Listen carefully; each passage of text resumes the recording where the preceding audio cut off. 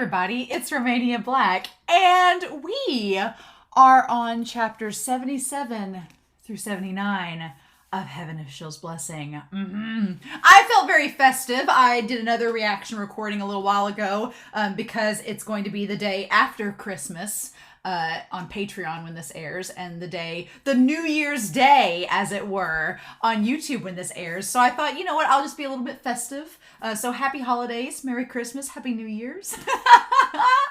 For this week and next week with Heaven Official's Blessing, I felt like being festive and fun and fancy because we're reading chapters 77 through 79, and I feel like maybe some holiday cheer is in need for Xie Lian because things ain't looking too good right now in the story. It's pretty rough. I'm like, oh, buddy. So yeah, right now things are bad. Really bad. Last chapter, chapter 76, we had a content warning for violence because a child was smooshed and a man broke his neck, and Ying climbed an entire wall, stripping the flesh off his hands to break the neck of a police officer, and things got a little bit crazy. But yeah, I'm pretty excited about these chapters. I couldn't wait. I'm recording this a little early. I could not wait, but with that being said, I'm sadly, it was recently said in the Discord that unfortunately Star Ember has had the flu. So I hope Star Ember is feeling better, but they've had the flu, and so that has delayed the chapters coming out on Bilibili on the app. It's delayed them for a little while, which is fine. Get better, Star Ember. Get your health back. We can wait. So chapter 87 still isn't out in the Manhua, but you know what? Though I'm viewing this very positively, that after all this chaos and horrible stuff that's going down with Xie Lian right now and Shanla, getting a nice fluffy chapter where he lands in Hua Cheng's lap is going to be the remedy that we need. So it just won't be this week. We've needed that chapter the last few weeks, don't get me wrong, but we're going to have to wait one more week. But that's okay. We still have 87, 88, and 89 before the Manhua is going to be on hiatus until the next volume. So you take all the time y'all want to translate because we're going to be with this story for a while. So I'm okay with waiting for the Manhua chapters, but I am sad we didn't get it this week. I was waiting until when they usually come out in English to see if the translation would hit, and it hasn't yet. It's fine. It will come out when it comes out. But I do have a few comments I want to talk about before we dive into chapter 77 through 79. I originally was going to do just chapter 78 and 77, but I decided it's pages 91 through 196 in the book, so that's not it. That's about the same amount that we did last set of chapters, so just keep it 3 chapters. I like the 3 chapter setup. I think it's a good, nice chunk, because even if you get some bigger chapters, I still feel like it's a good, nice round of doing 3 chapters. I feel like it's not too much, but it's enough to analyze, and 2 chapters just isn't quite enough, unless they're big chapters. I think I've got it kind of mapped out based on what Annie sent me, like the next several weeks worth of chapters, and there are a couple 2-chapter segments, but they're like 30-page 2-chapter segments. There are some big chunks. So the next few weeks are going to be 3 chapters, though. So that's good. But yeah, I've got a few comments before we start. Qian Fong talks about how the king may have rushed to build temples for his son as a form of protection. And it hadn't hit me like that, but I was like, yeah, it would kind of be a way for him to protect Xie Lian, because if he's worried about Xie Lian, which based on the last few chapters, we can kind of infer that he would want Xie Lian to be as powerful as he could be to be able to take on as much as he can. So the idea of building him all these temples so that he can take on things and be protected makes all the more sense now. And Xie Lian just didn't quite realize what they were all for. I like that. I like Qian Fong. I like that interpretation. That's really cool. And then Millie Pop, as well as SQQLBH314, talked about how Xie Lian's just spread too thin. And Sarah Linda even said this too in the comments. He's just spread too thin. He's trying to do everything and cannot. Like, if there had been a group of heavenly officials doing all of the jobs that Xie Lian's trying to do, sure, maybe it would have worked out. But Xie Lian's trying to do it all himself, and he just can't do it. Which is kind of, when you think about it, an odd thing, because Xie Lian trying to do everything for everyone spreads him too thin and he's not able to accomplish anything. But then you look at Hua Cheng, who's doing everything for himself and Xie Lian, and he's able to accomplish quite a damn lot. So this world works. It's so interesting, and I'm excited as we go through the next 6 volumes that we'll find out more about Hua Cheng and him becoming a ghost. I'm hoping that we find out more about Hua Cheng, him becoming a ghost, him like doing all the things that he's done to get up to this point of meeting Xie Lian again 800 years later. I'm sure we're going to touch base on it. Sure, it's going to happen. But I'm going to be very curious about that because it seems like Hua Cheng's journey almost has led him to have opposite results of Xie Lian's journey so far. So that's going to be interesting to see as we go. No spoilers, of course. We'll get there. I've got volume 5's on the way, right? I actually was going to do this reaction and wait until I got volume 5, but there's like a snowstorm on the way where I live, and so I'm afraid that it's not going to arrive here. My volume 5 is not going to arrive here before the holidays and before I can record the next set. So I was like, I was afraid that volume 5 was not going to get here before Monday when this is supposed to come out. And so I'm like, I'm just going to go ahead and record it. So next week, if volume 5 arrives, I'll definitely do a cover reveal because I have not seen the cover of volume 5. It's been kept a secret from me, but we'll wait and see for that. So, but I just couldn't wait because I was afraid with travel and the way our postal service works. I'm like, I don't want to wait until Sunday and not be able to react to the cover. So that's where we're at. But yeah, Xie Lian's just spread too thin. He can't help anyone. And it goes back to what Qirong told him in the mausoleum. You saved no one and you're a total failure. And that rings so much more tragic now because we see that Xie Lian is trying. He is like pouring every ounce of his being into trying, and it's just not working. And it's like, it hurts so much because he has such good intentions and he's trying to do all these great things and he's really trying to be selfless. But it's just, he's not even doing anything for selfish means. He's just trying to save the common people. That's his goal. And it is not going his way at all. And so Millie Pop brought up a really good point with that, is that it could be why the Rainmaster avoids people and why he kind of hermits himself away in the heavenly realm is because maybe the Rainmaster realized what Xie Lian is realizing and is like, you can't help everybody and you're going to drive yourself crazy if you think that you can and you keep trying. So the Rainmaster was probably like, I just decided to just become a hermit and just get it. The Rainmaster sounds like someone that he realized what the system was. He didn't like it, but there's nothing he can do about it. So he's just like, I guess I'm just going to hold myself away. I'm not going to be involved in the heavenly realm because they're a bunch of douches and I can't help my people. So this is all I can do. I'm just going to get away from the problem, out of sight, out of mind sort of situation, so he doesn't drive himself insane. Seems like that might be the case. He knows the system and he just wants to avoid being heartbroken. Because that's what's happened to Xie Lian. He's being heartbroken by the fact that he can't do anything. And the Rainmaster mirrors a lot of Xie Lian now. So I wonder if Xie Lian I really hope Xie Lian meets the Rainmaster again, I guess to give back the bamboo hat. And maybe the Rainmaster's like, no, you keep it. And that's the hat that he wears now. I'm curious to see. I think Xie Lian will meet the Rainmaster again, or meet him for the first time if the ox isn't the Rainmaster. And then they'll have a conversation about that. I'm really looking forward to that possibly happening, but we'll see, right? And then finally, Molly MIGH talks about, there are some similarities with Modao Zushi. And if you've not read Modao Zushi, which is another of MXTX's work, then just skip over the next minute of this because there's a little bit of spoilery stuff with Modao Zushi. But so for the next minute, if you've not read Modao Zushi, skip the next minute because I'll try to be brief. But Molly MIGH talks about how Qirong is kind of similar to Xu Yang, a little bit in personality, just a wee bit. And also that Xie Lian cosplaying as the cultivator with the whisk and the white comes across like Xingxin. And I was like, oh yeah, it really does. Xie Lian comes across like Xingxin in that moment too. He just needs the little wrap over his eyes and then he's got it, right?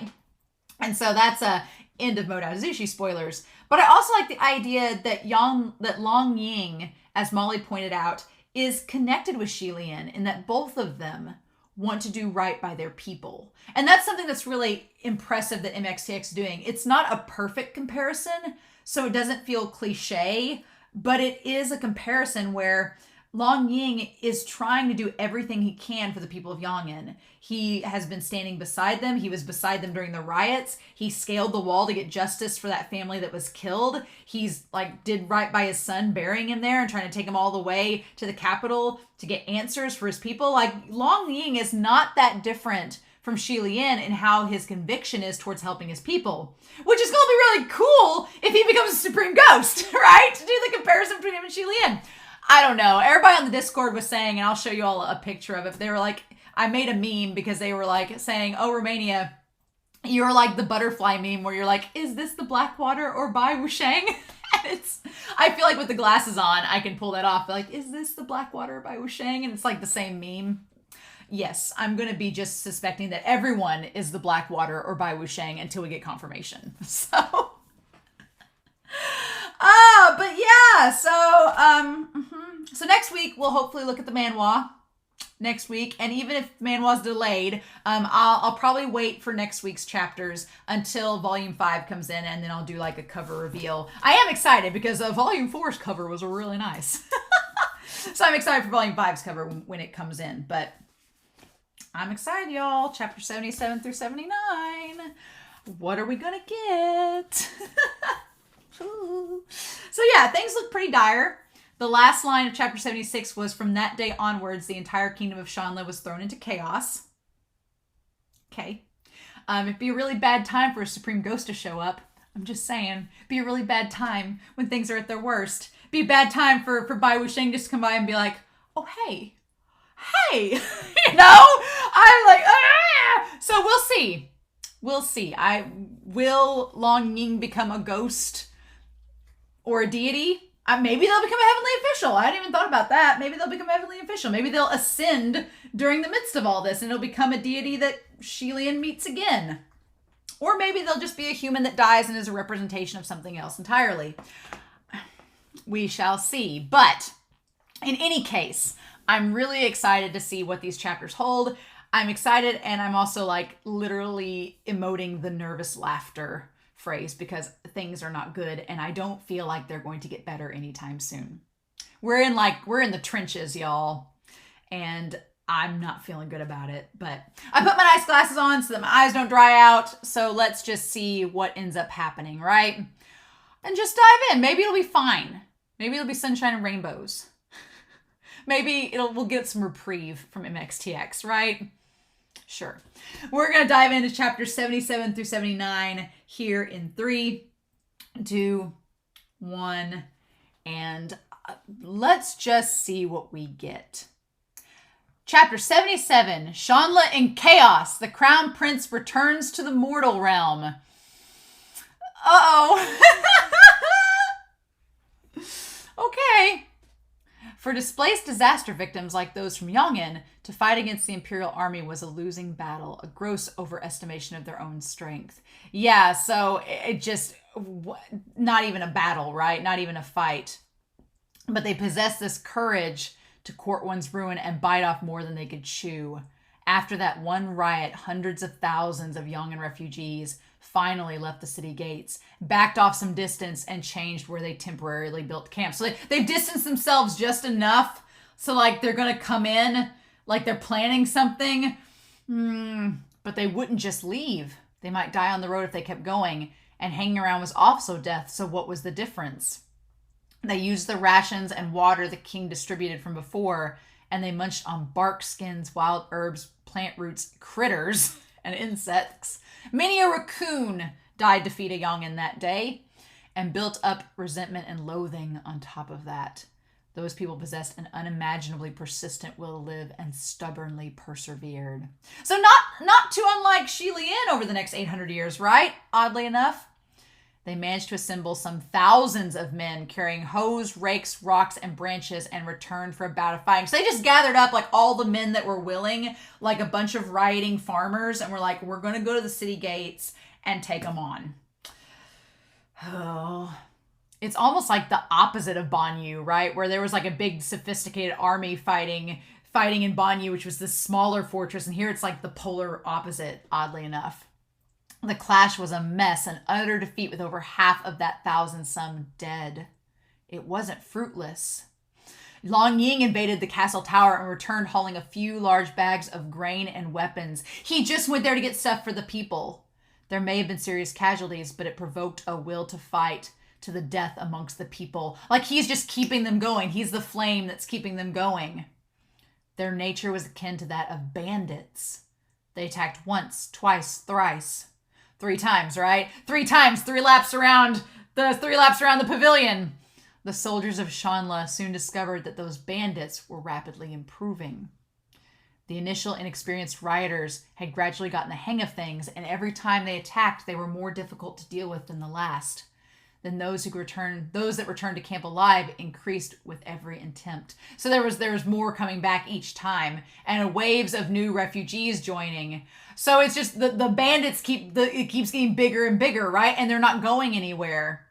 After 5 to 6 ridiculous guerrilla attacks, Xie Lian could no longer sit still on the parapet and watch. He hadn't reported to the heavens in a long time, but this time he arrived at the heavenly court and dashed straight to the great martial hall without a word.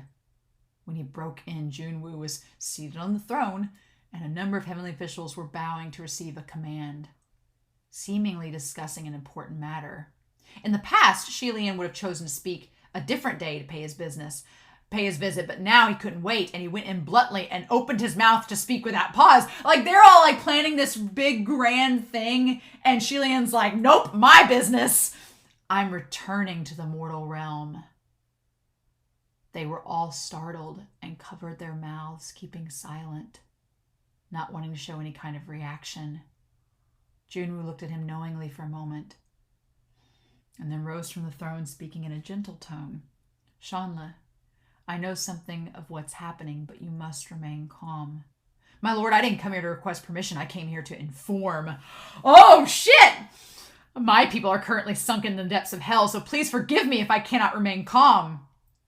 The universe has its own rhythm. Do you not realize that if you descend to appear before the mortals, it will be a violation of heavenly law? If it's a violation, so be it. Oh, shit. Oh, shit! I can't believe I may be taking Junwu's side on this. Oh! Hearing all of this, the faces of the officials present dropped. There had never been any heavenly officials dare to speak such words with such gusto and confidence. No matter how highly Junwu regarded this young, early ascended Prince of Shanla, it was still an act of daring arrogance. He bent to bow. Pray, my lord, let me go this once. Just give me a little time. Since the fighting has started, casualties are unavoidable, but if I could stop this and reduce the number of dead, minimize the conflict, and then after the fighting ends, I will sure return willingly to repent. And my lord sentence me as he sees fit. Whether I shall be sealed under a mountain for 100 years, 1,000 years, 100,000 years, I will not regret. Oh. And then he stood down, leaving the great hall. Shanla! You can't save everyone. He slowly straightened up. Whether I can, I won't know until I've tried. Even if the heavens say I must die, if that sword doesn't pierce my heart and nail me dead to the ground, then I am still alive. Until my last breath, I will struggle to the end. Oh my God, Xie Lian. Oh. Returning to the mortal realm for the first time in solid form was unlike all previous times he descended. Xie Lian felt something had been thrown away. He was both somewhat light and at the same time somewhat heavy. His first action was return to the palace immediately. The king and queen were in the chamber behind the royal bureau, whispering between themselves, their expressions solemn and exhausted. Xie Lian came to the door and was anxious at first, but then he calmed his nerves, raised the beaded curtain, and walked in. Father! They looked at the same time, were stunned. The queen stood up first, crying joyously, my son. She extended her hands and came forward to welcome him. Xie Lian caught her arms, accepting the gesture. He saw the king's growing dark expression. Why have you descended? Before, when he heard his parents talk behind his back, Xie Lian felt maybe his father did still miss him and wasn't as opinionated against him as he may seem. He had thought that the king would at least show some degree of pleasure in seeing his return. And if that was the case, then surely he would return the affection. But who knew the king would react this way, so full of scorn? And so Xie Lian's own temper flared up. Why have I descended? Isn't it all because of you?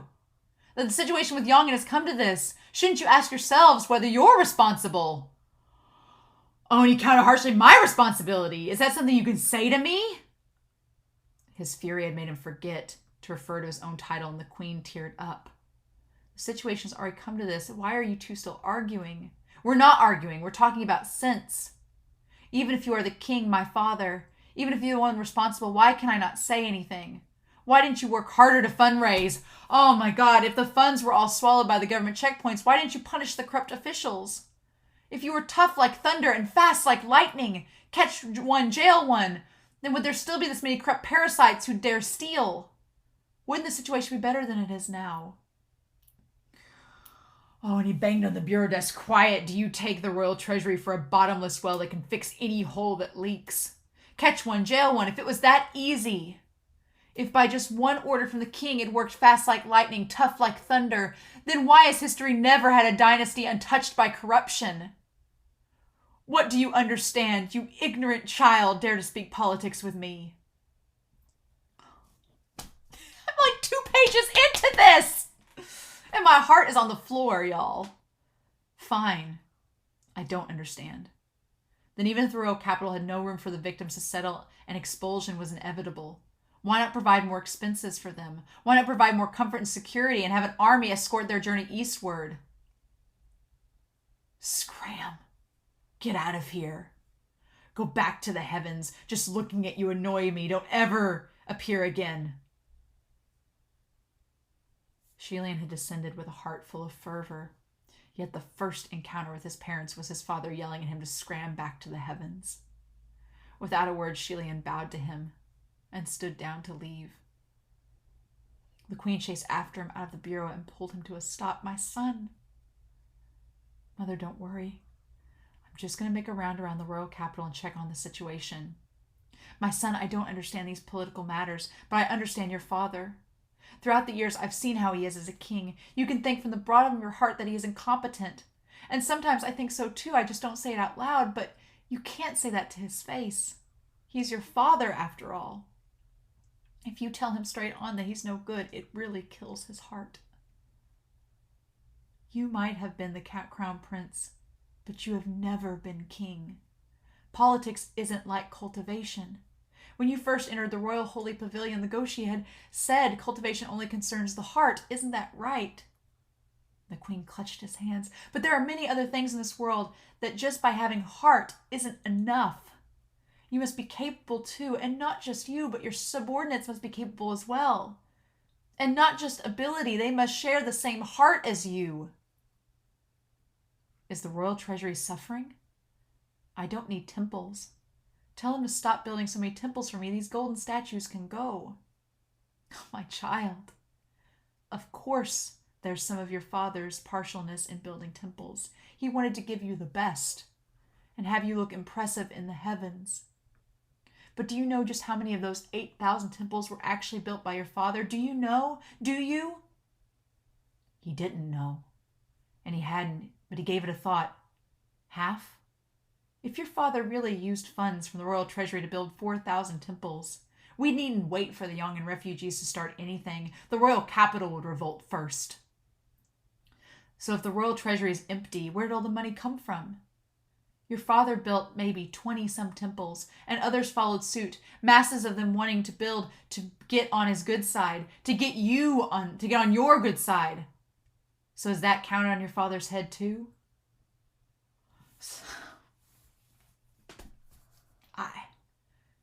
Your father isn't the greatest king, but he's done his best. Only in this world, just doing your best isn't good enough. Right now, you feel sympathy for those Yongan refugees, so you blame your father. But they're all his people. Do you think we're the ones bullying them? In truth. And halfway through, the enraged voice of the king rang through the bureau. What are you doing saying so many useless things to him? Make him leave and go back to the heavens. My son, Don't descend for this. Go back. After leaving the palace, Xie Lian wandered down an alleyway near the martial deity avenue, and as he walked, Feng Shen and Mu Qing appeared in a hurry. The moment Mu Qing approached, he questioned disbelief. Your Highness, you requested to descend into the mortal realm? You went and spoke to the Heavenly Emperor? Yes. Why didn't you tell me first? What do you mean? Does His Highness have to report to anyone what he wants to do? And that's Feng Shen saying that. Okay. But Mu Qing appeared to be losing it. Why not? We're subordinates, and right now we're all tied together. His every action affects us. So is there something wrong in me wanting to know what he plans on doing? We'd have to follow His Highness no matter what he does anyway. Heaven or earth, he has his plan, so what are you afraid of? I'm not afraid, I'm only... Enough, stop arguing. Feng Shen and Mu Qing quieted immediately. Just then, a long line of demonstrating crowds paraded down the main street, and thousands of citizens were hollering. There will be no peace in the kingdom until Yong'an is exterminated. They've gone too far in creating disorder. They're cancerous. The people of Shanli had never been so aggressive towards anything. And with such a roaring protest demonstration too, Xie Lian couldn't help but think something was amiss. Feng Shen, on the other hand, frowned. How come there's a woman in there? Sure enough, in that parading crowd, a young woman was leading at the forefront. The young woman was slender, her skin snow white, her eyes bright and black, her cheeks flushed not from shyness but from rage. A catching sight. But then Mu Qing calmed himself down and said coldly, His Highness doesn't recognize her? No. Looks familiar? She's one of the catalysts. What catalyst? The catalyst for the standoff, Mu Qing replied. Before, because there were more and more Yong'an refugees in the royal capital, and some would go around causing issues, not quietly minding their own business, the parliament was discussing the matter of expulsion, and word of it was spreading. There was a Yong'an refugee who wanted to stay and not be expelled, so he decided to take a risk. One night, he snuck into the house of a wealthy family and kidnapped their daughter. Hearing this, Xie Lian couldn't wrap his head around it. Why would he kidnap a rich family's daughter if he wanted to leave? If he didn't want to leave? To marry her. It's just that, if it wasn't through forcible means, no daughter of a good-standing family in the royal capital would marry a person of Yong'an. He didn't say it plainly, but Xie Lian understood. He'd never thought it was something that could be done before. That there were actually people in this world like that. That something like this actually happened. A sudden desire to vomit rolled up from his chest, and Feng Shen angrily cursed on the spot. Despicable! Just then, a group of aunties rushed over, grabbing and pulling at that young woman. By the looks of it, she had come out when her family wasn't paying attention. That young woman wouldn't yield, yelling, I'm not afraid. I've nothing to be embarrassed about. I wasn't in the wrong. Feng Shen was amazed. That chick's pretty spunky. Yes, Mu Qing said. Because she didn't come from a commoner background. Her father is a high-ranking official, and her mother came from a family of wealthy merchants in the royal capital. They refused to suffer this shame quietly, and definitely wouldn't marry off their daughter like that for the sake of shame, so they beat that Yong'an man to death. Soon after, all the wealthy merchants and gentlemen of renown in the capital signed a petition listing all the crimes the Yong'an refugees had committed since entering the capital, and bade the king to jail all of them to be punished severely. There is no need to speak on where the government officials all stand on this. I hear that the girl's father had once wanted her to enter the harem and fight for the position of the princess consort. Your Highness must have seen her face a few times a long time ago, and yet you don't recognize her. So she was like set up to marry him. Xie Lian finally realized that everything was much more complicated than he had imagined. Two sides of a tumultuous standoff had long been formed within and outside the city. All the people were enraged, wishing to kill off the other. If the king's decree was partial to Yong'an, wouldn't that be slapping his own people's face? When at last the decision was made to distribute some travel expenses to the Yong'an refugees from the royal treasury, there were probably a large number of residents who were displeased. What's even more frightening than a displeased enemy was the dissatisfaction of a kingdom's own people. Although technically everyone was of Shanla, right now, there were probably very few who'd think so. Xie Lian had been standing from high up and had not known the matters of the mortal realm, but his father was still in the mortal realm. As a king, he needed money, he needed people, and in his position, the stress, the pressure, the compromise he needed to make between people and issues were not comparable to any of the troubles that Xie Lian knew. When the Yang'an refugees arrived, they took over land, created noise, stole and robbed, and so on. To a martial god sitting in a temple, these were all small matters. However, to the residents of the royal capital, they were all very real, unchaseable, intolerant tortures, a crisis waiting to erupt. To think this a simple, trivial matter, it was only because he wasn't the one situated within. He recalled that his father's mustache trails were even wider than the last time he'd seen them. Last time the king said he was going to diet, but he probably didn't have the energy to care anymore. When Xie Lian was younger, he firmly believed his father was the world's greatest king. But the older he got, the more he realized that wasn't the case.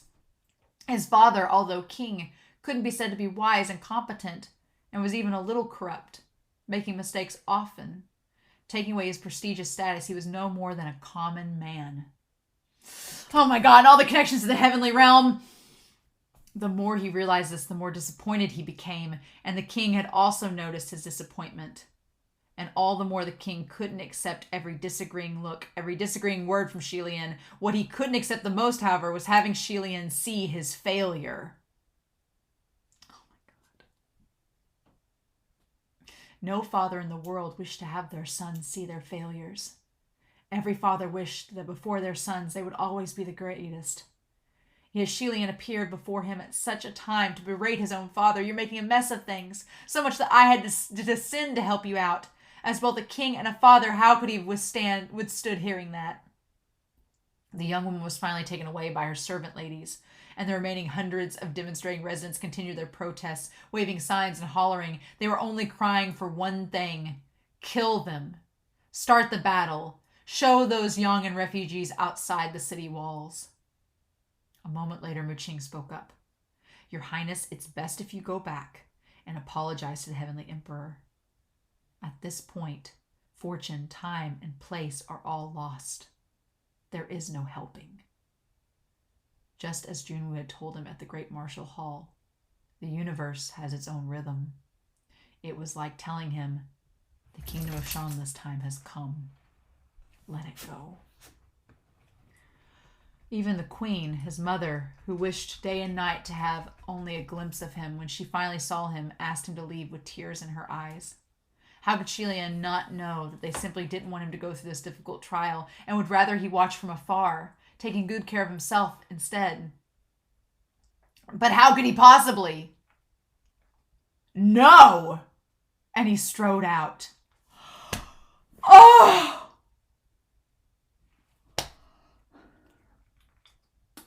Well, that's one chapter. One chapter of 3.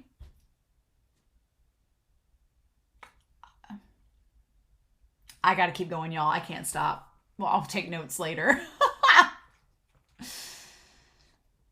Chapter 78, Quell Yang'an, the Crown Prince enters the battlefield. Behind him, Feng Shen and Wuxing were in shock. They cried, Your Highness! And immediately rushed out to guard next to him. However, all the citizens in the entire Martial Deity Avenue had already seen the young man in white who appeared right at the center of the main street. The demonstrating protesters were broken up, but soon reorganized themselves, and the crowd of thousands soon surrounded Xie Lian. My lord, is it His Highness? Didn't His Highness the Crown Prince ascend? He's no longer mortal. Why would he appear here? It is him! 3 years ago at the heavenly ceremonial procession, I saw him with my own eyes. It's His Highness the Crown Prince. More and more started to recognize the face of that martial god they worshipped day and night. And he spoke up slowly. It is I have returned. The people went wild. A god has descended. A god has really descended. A divine being has returned to the mortal realm. Your Highness must return because you no longer tolerate seeing us suffer at the abuse of those thieves. Oh, Your Highness, will my lord lead us to defeat those Yang'an refugees? It's for certain, right? It must be so. I returned for the sake of protecting the kingdom of Shanla, to protect my people. Feng Shen and Mu Qing, who were next to him, listened intently, but couldn't be sure what exactly those words meant. Yet the citizens whose heads were rushed by hot blood were all taken in and understanding what they willed. They don't listen to Xie Lian, they just think of what they take his words and think whatever they want to about them. Xie Lian had his own considerations, his heart beating faster and faster. He gritted his teeth. Believe in me. Your beliefs will grant me greater power. With this power, I promise I will shield Shanla, protect the common people. Please believe in me. Oh, Xie Lian. The people had waited for that very moment. They all wanted his pledge, and immediately they erupted into fervent cheers. Circled, and then circle by circle, they kneeled to prostrate. We'll follow my lord to the ends of the earth. We'll follow your highness. Protect Shanla. The one thing he didn't want them to do! When the residents of the royal capital heard a god had descended amongst them, they poured into the streets only to witness this miracle that might not come in 1,000 years. Even the informed royal guards came in a hurry and didn't dare to be impudent. They joined the prostrating crowd. The three of them were stuck in the middle of the main street, unable to move. And they tried to maintain order. Don't push, stop pushing! But they weren't very effective. Everyone wanted to push and get closer to His Highness the Crown Prince and even touch just a sleeve corner of this divine God from heaven. Just so some of His holiness would rub off on them. Oh. When all the people were gone, all that was left behind was dust-filled air and messy footprints.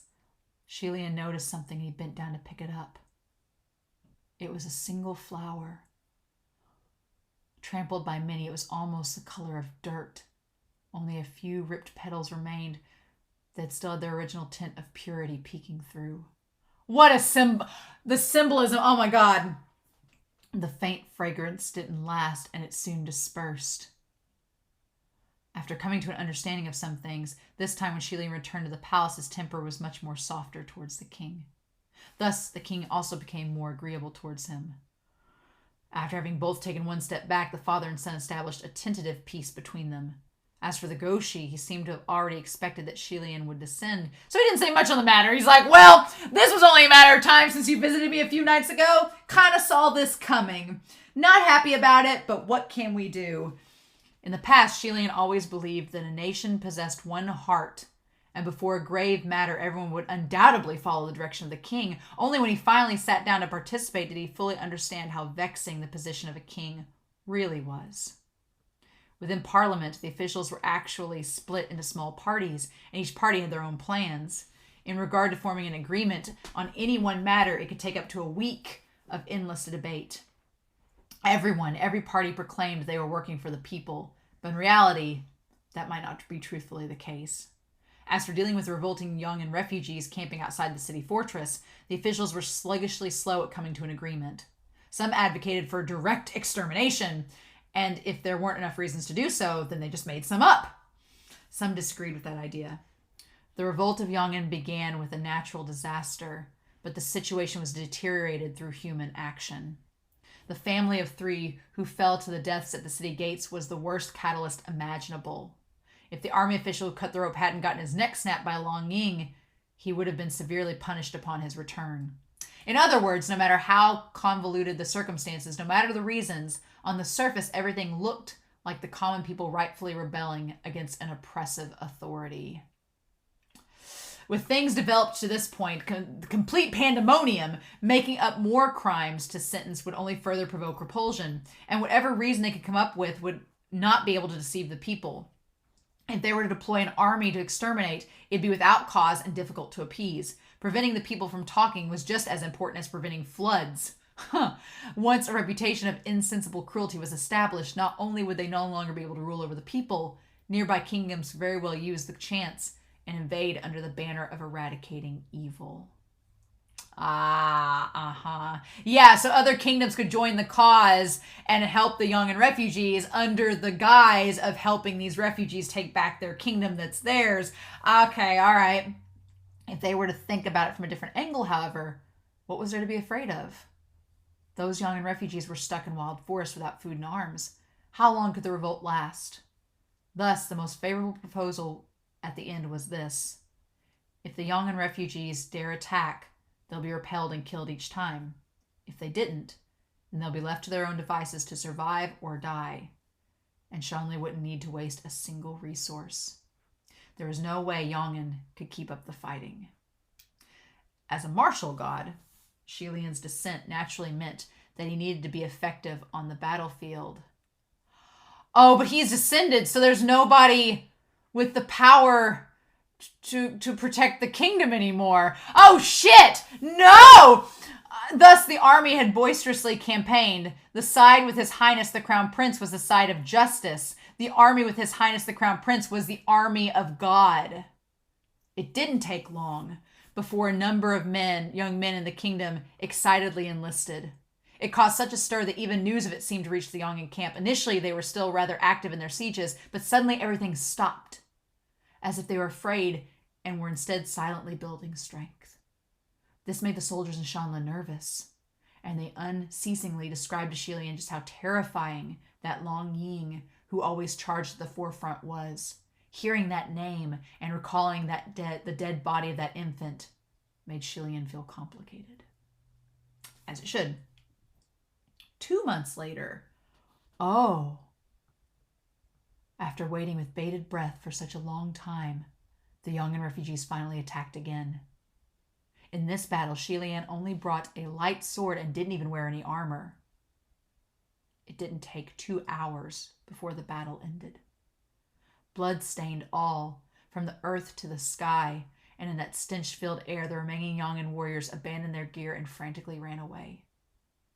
Before the Shanla soldiers could react, they were already surrounded by countless slain bodies, and not a single enemy left standing. As for the Highness, the Crown Prince, he was slowly sheathing his sword, not a stain on his sleeves. It was a moment before they realized their overwhelming victory and jumped, raising their swords to the sky and screaming in joy. That night, the Shanla soldiers held a victory feast atop the towers. It had been a long time since the soldiers had felt this relieved. Their cheers were endless as they raised their cups to praise His Highness the Crown Prince. However, Xie Lian rejected all the wine and left the party to go to the edge of the tower corner by himself to feel the breeze and sober up. So he did drink. Well, or sober up. Even though he didn't drink a single cup of wine, he could still feel his heart burning, his face hot and flushing, and his fingertips trembling slightly. This was the first time in Xie Lian's life that he had killed.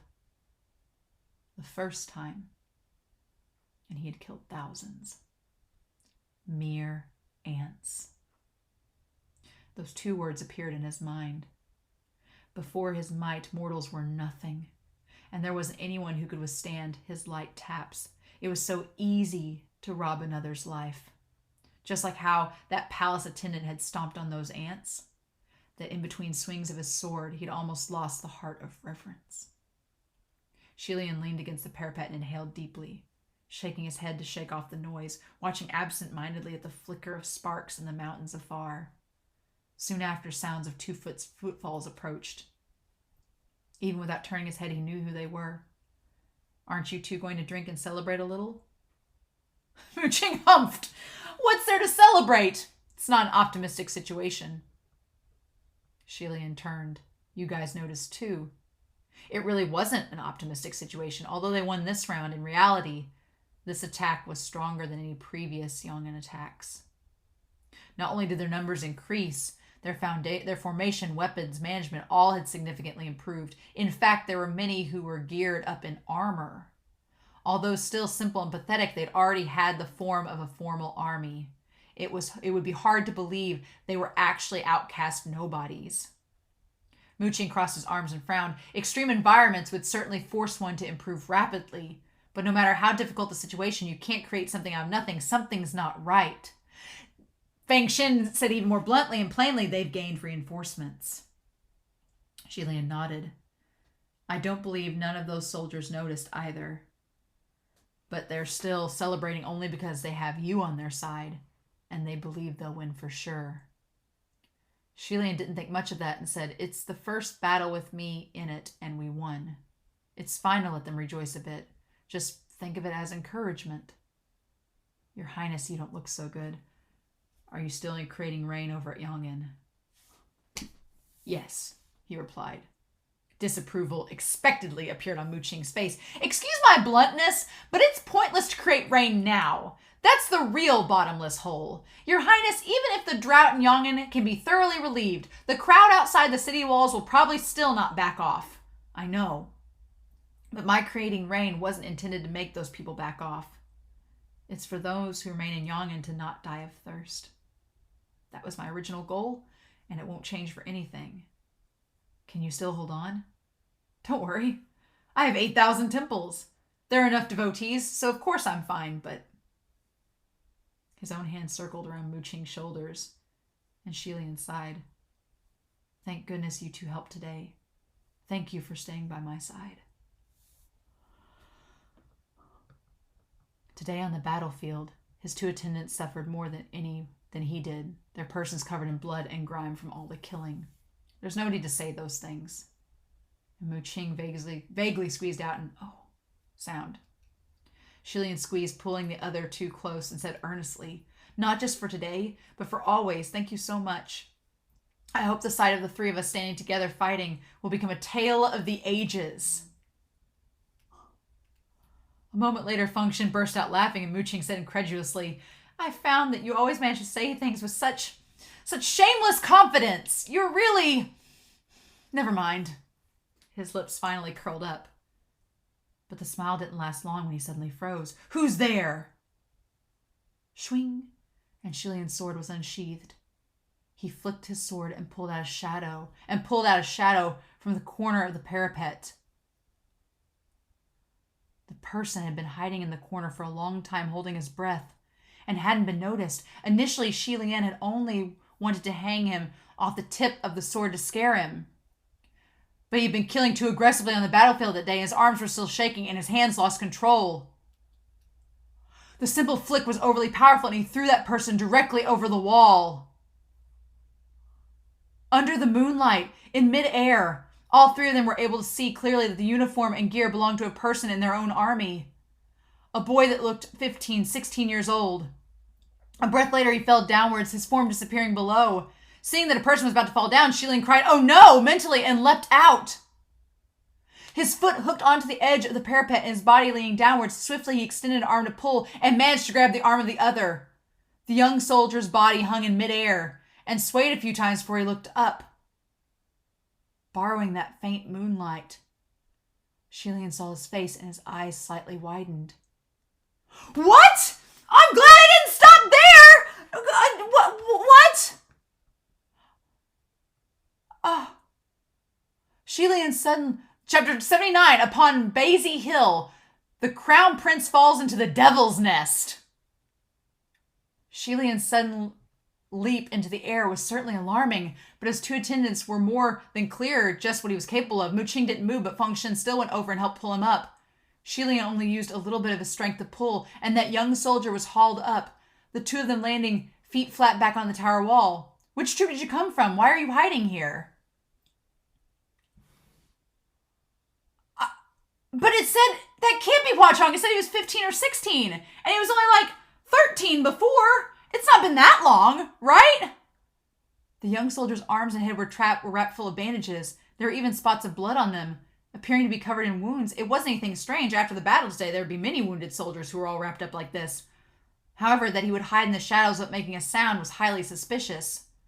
He might be a Yong'an spy. Tie him up and interrogate him, Mu Qing said. Xie Lian suspected it too, but the royal capital was rigorously guarded, and the chance of enemies sneaking in was low, unless it was Ying himself. But this young soldier was clearly only a child, barely legal. Your Highness, don't you remember this brat? During the day today, he kept charging to fight in front of you, in that formation that was ahead. Oh, really? In the midst of killing during the day, he had no time to notice anything else. Only that if someone raised a sword to fight him, he'd swing to strike back. He didn't even bother with Feng Shen and Mu Qing, so how would he notice the other soldiers? It is, I remember this brat. His charge was quite aggressive, like he doesn't care for his life at all. Hearing him, Xie Lian looked over the young soldier carefully. For some reason, the boy stood tall, his shoulders square and raised, as if a little stiff, but also like he was standing at attention. Then he shouldn't be sneaking around hiding here. Who knows if he's here to spy or listen in? Even if that's what he said, Xie Lian still relaxed his guard. This was because, due to the campaign by Shan the military promoting Army of God, Holy Crusade, there were quite a number of young people who enlisted to follow after Xie Lian. Many equally as young, and most were loyal worshippers, having grown up worshipping his divine statues, listening to his tales of valor, and they wanted to get close secretly, if only to steal a glimpse of the martial god. It wasn't the first or second time this had happened, so it wasn't anything special. All right, it was a false alarm. He turned to the young soldier and said warmly, I must have scared you. I'm sorry. The young boy didn't look frightened. He only stood straighter. Your Highness. However, he trailed off and suddenly moved to tackle Xie Lian. Xie Lian thought he wanted to ambush him and sidestepped immediately to dodge. His hand reached for his sword to strike. With his might, just one strike and that boy would undoubtedly die on the spot. But just then, he suddenly felt a rush of cold air behind him. His hand changed track abruptly and flipped to catch and caught a sniping arrow that was aimed for his back. The boy was running to tackle him because he saw the flicker of the arrow flying through the air. His back was leaned against the edge of the parapet, and having been attacked from behind, he wasn't scared in the slightest, and instead jumped up to look downwards. In the vast fields before the city gates, he could faintly see the lone figure of a man standing in the far distance. Because that man wore dark-colored clothing and blended into one with the night, he was difficult to see. Function was instantly by Xie Lian's side, and he drew his bow and shot. However, it seemed that the man had already calculated the distance and stood just out of reach. That one arrow he shot got Xie Lian's attention. So he waved and turned swiftly to leave without a word. When Function's arrow reached him, it was too late, and it only nailed behind the man's retreating feet by inches. Who was that? Who else could it be? It was Long Ying. The soldiers noticed something was off and started yelling, running around. But for the sake of caution, they didn't immediately open the gates to give chase, instead reported to the superiors for instructions. Long Ying waved and left after shooting that one arrow, as if he came especially to greet Xie Lian. Why did he come? Was that a declaration? On the battlefront today, Yang'an was completely defeated, and he barely escaped from His Highness's hands. What could he possibly declare? But Xie Lian felt that the arrow in his hand had something else tied around it, and when he brought it to the firelight to see, it was a ripped piece of fabric that seemed to come from a verdant brocade robe. There were traces of wet blood on the fabric, and when he unfolded it, there was a scribbled word, Qi. Where's Qirong? Is Qirong not in the palace? Function turned to the nearby soldiers. Go quickly and confirm. They immediately left. The fabric was indeed a sleeve corner of Qirong's favorite robe. And Long Ying was known for his stealth, so there was a high probability that Qirong had been kidnapped. The things couldn't be delayed. I'm going after to see. Seeing that Function came back, he added, you two watch over the city gates, but don't make any moves. This might be a feint. Function shrugged his bow on his back. You're not bringing anyone? If there wasn't any major attack from Yong inside, Xie Lian didn't want Shanla to deploy soldiers first. If Qirong had fallen into enemy hands, then Xie Lian himself could bring him back. If he brought troops with him, that would cause a stir, and it wouldn't be just one or two dead. At the moment, Xie Lian wanted to minimize any issues. No, they can't do anything to me. Then he pushed off the wall lightly and leapt over, landing on the soft ground softly, and dashed rapidly in the direction where Long Ying had retreated. So they just left what could be Hua Cheng on the wall with Mu Qing and Function. Oh. After running a while, he heard footsteps behind him, catching up to him, and when he turned back, it was that young soldier. I don't need help, go back, but the boy shook his head. Xie Lian tried again, go back, and he sped up, leaving that boy far behind in an instant, no longer to be seen. After running 5 or 6 miles, this is insanity, by the way, insanity! After running 5 or 6 miles, he reached a mountain top.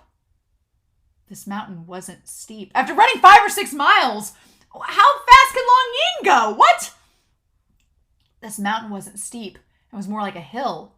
So it was called the Baisi Hill, or Small Back. According to scouts, Baisi Hill was covered in foliage. In the deep night, there were strange noises all around inside the dark forest, as if there were countless creatures lying low, watching. Xie Lian went deeper into the mountain and searched with his breath held for a long while until suddenly he saw far ahead the shape of a long human form hung off of a tree. He looked closely and cried, "Qirong!" It was indeed Qirong. He was hung upside down off a tree, looking like he'd been beaten to a pulp and had fainted. His nose bleeding downwards, one of his eyes black, and Xie Lian unsheathed his sword and cut the rope, catching the fallen Qirong, and then slapped at his face. Qirong slowly came to and yelled the moment he recognized them, "Cousin Crown Prince!" Xie Lian was just loosening his bind when he felt cold behind his back, and immediately swung his sword behind him. He turned his head, and it was Long Ying, with a long sword in hand, lunging at him. The two of them parried a few times, and it didn't take long before Xie Lian knocked Long Ying's sword flying. Then Xie Lian kicked his legs, tripping him, and brought the sword to his throat, ending the fight. "You know you're not my equal. Stop fighting." They faced off earlier that day on the battlefield. Whoever charged at Xie Lian was killed, except Long Ying, who still survived after taking on Xie Lian's sword face on, and dragged himself away wounded. Anyone could see that Long Ying was the leader of those Yong'an refugees, and Xie Lian telling him to stop fighting naturally had a deeper meaning. "As long as you people don't transgress, I promise the soldiers of the royal capital will not attack you. Take the water and rations. Leave." Long Ying laid on the ground and stared him straight in the eyes, that gaze making him uncomfortable. He spoke up, "Your Highness, do you think what you're doing is right?" Xie Lian froze, and next to him Qirong cussed. "Rubbish! Do you know who Cousin Crown Prince is? He's a god of heaven. If he's not right, what, you think you treacherous dogs are in the right?" "Qirong, quiet." The question Long Ying posed he couldn't answer. Deep down, he did feel there was something not right with what he had done. But this was the best course of action he could think of. If he didn't protect Shanla, defend against transgression, could he really allow the Yong'an rebels to freely raid again and again and even invade the royal capital? If only one or two swung their swords at him, he could touch lightly and knock them out to end things. But on the battlefield, blades were merciless, and there was no way he could have the energy to simply knock everyone out. He could only stop himself from feeling and swing the sword. Long Ying's question had woken that deep voice within, asking him, "Do you think what you're doing is right?" Qirong didn't have this dilemma and kept talking. "What did I say wrong? Cousin, since you're here, hurry and kill all of them dogged thieves. A bunch of them beat me up, and I was only one person." Qirong had been a figure of domineering arrogance within the royal capital, and naturally there were many from Yong'an who hated him. So they certainly took this chance to take revenge. Of course, more than many from Shanla also hated him. Xie Lian had no time for him, and said to Long Ying, "What do you want? If you want rain, Yong'an will rain. If you want gold, I'll push over the golden statues and give them to you. If you want food, I'll think of a way. Just don't start a war. Can't we solve this together and find a third path?" Xie Lian blurted those words in spite of himself. Long Ying might not have understood what the third path meant, but he answered without hesitation. "I don't want anything, and I don't need anything. The only thing I want is for the kingdom of Shanla to cease existing in this world. I need it to disappear." His tone was flat, but his words were cold. Xie Lian said gravely, "If you bring forth people to attack, I will not be able to sit back and watch. You don't have any chance of winning. Must you do this even if those Yong'an who follow you will die?" "Yes." The answer was so calm, so firm, that while Xie Lian's knuckles cracked, he couldn't say anything back. Long Ying enunciated each word. "I know you're a god. That's okay. Even if you're a god, you can't make me stop." Xie Lian knew what Long Ying said was true, simply because what was in his tone was more familiar to him. It was the determination of one steeped in justice and righteousness. It's what he just basically told Junwu on top of the... When he told Junwu, even if the heavens say I must die, the determination within was exactly the same as Long Ying's at this moment. Yes! Long Ying's words were no different than a proclamation that he could continue to call forth endless peoples of Yong'an to continue to attack unceasingly. Then Xie Lian knew what he must do. The sword in Xie Lian's grip was held with one hand, but now he gripped it with both. Just as he was about to pierce Long Ying's throat with his trembling hands, there was suddenly a weird scrunching sound behind him and a cackling laugh. Oh, shit. That someone could appear behind soundlessly and without notice, Xie Lian was startled, and when he looked back, his eyes widened. Usually, those who appear at a time like this were most likely to be enemy soldiers, and perhaps countless blades were already pointed at him, but he had not expected that behind him would be such a strange figure. Oh my God! Oh no! Oh no! Oh no! Oh no! The person wore a deadly white funeral garb. His face bore a deadly white mask, and that mask was exceedingly bizarre. With half the face crying and the other half smiling. He was sitting on a vine hung low between the two trees, and that scrunching sound came from him swinging that vine back and forth like a swing. When he saw Xie Lian look back, he raised his hands and slowly clapped, cackling from his lips, raising the hair on Xie Lian's back. "What are you?" Xie Lian said sharply. He used what, because his instincts told him that this wasn't human.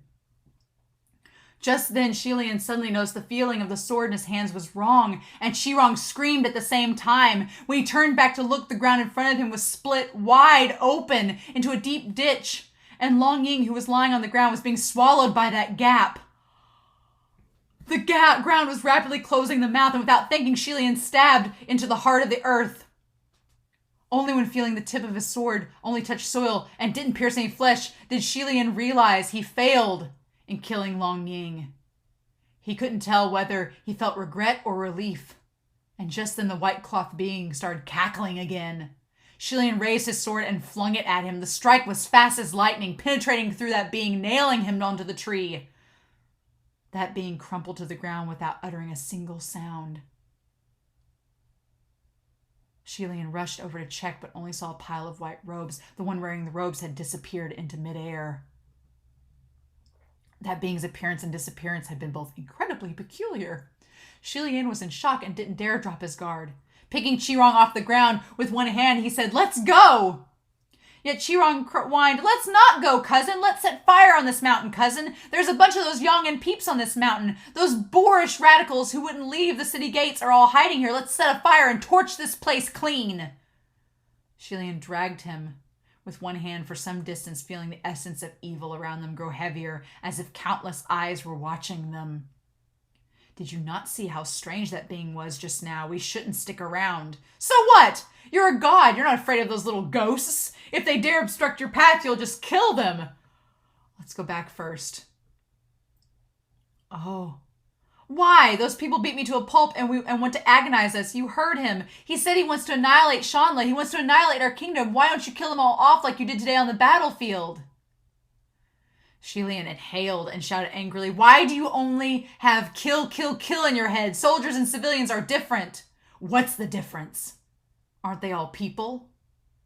Isn't killing either the same thing?" It was like he stabbed Xie Lian where it hurt, and a burst of anger rolled up. "You!" Just then he felt tightening around his ankle, and when he looked down, a swollen hand had poked out of the bushes and seized his boot. At the same time, there were numerous tumbling noises coming from ahead of them, and a number of human forms fell down from the trees like rain, paralyzed on the ground, unable to get up. Although they were shaped like humans, they were limp, and countless giant flesh worms slowly squirming towards them. Qirong cried out in fright, "Who are they?" "Oh," he said, "they're not people, they're Binu. They're like the zombies that were at the beginning of the story." In the past, Xie Lian had never heard of their appearance in any of the mountains near the royal capital. Even if there were any kinds of ghosts or demons, they were usually quickly exterminated by the cultivators, which meant these Binus were initially let loose by someone. I can't imagine who! Xie Lian had never expected that this war would involve anything inhuman. Looking back on what had transpired, he believed more and more that those things were allied with Long Ying, and that kidnapping Qirong was no more than to lure him out.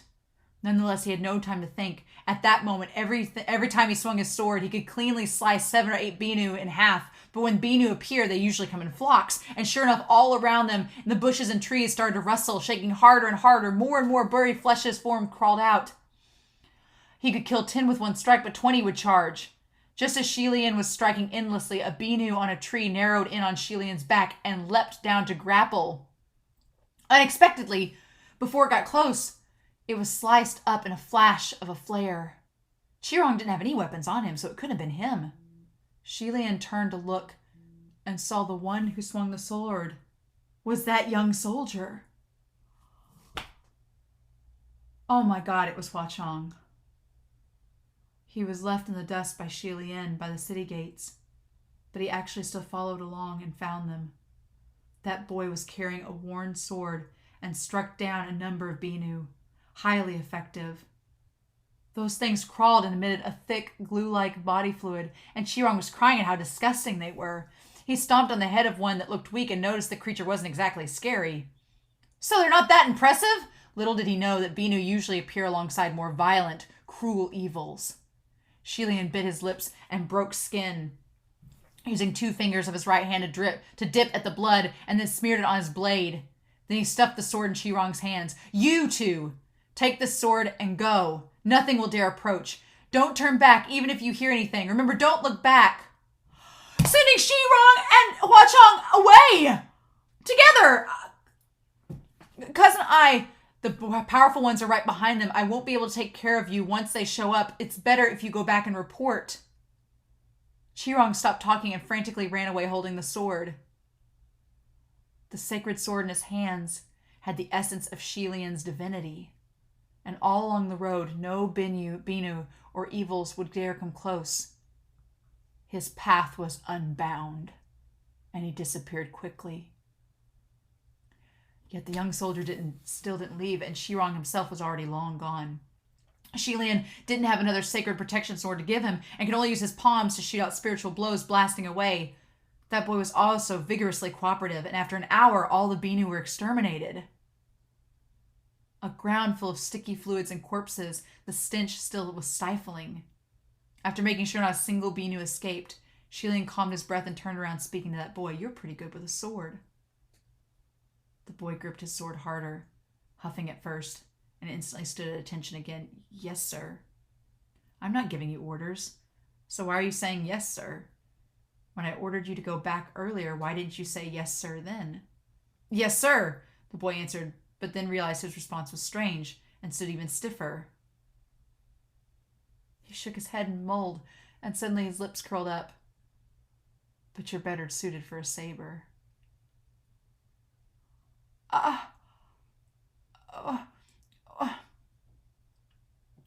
Oh, okay, MXTX author notes.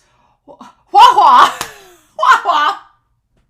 which is Hua Cheng, is not yet 14, but because of puberty, he sprouted rapidly in height and no longer looks like a sad puppy, which is why Xie Lian didn't recognize him.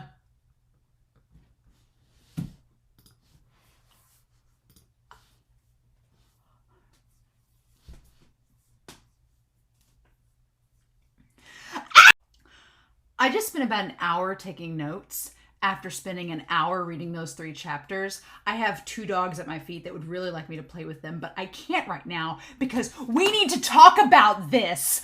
What? Oh my God! I'm really glad you all didn't spoil me. I am so glad because these chapters it's like MXTX was like, hey, you know, this book would make a really nice self-defense weapon. Let me slap you over the face with it because...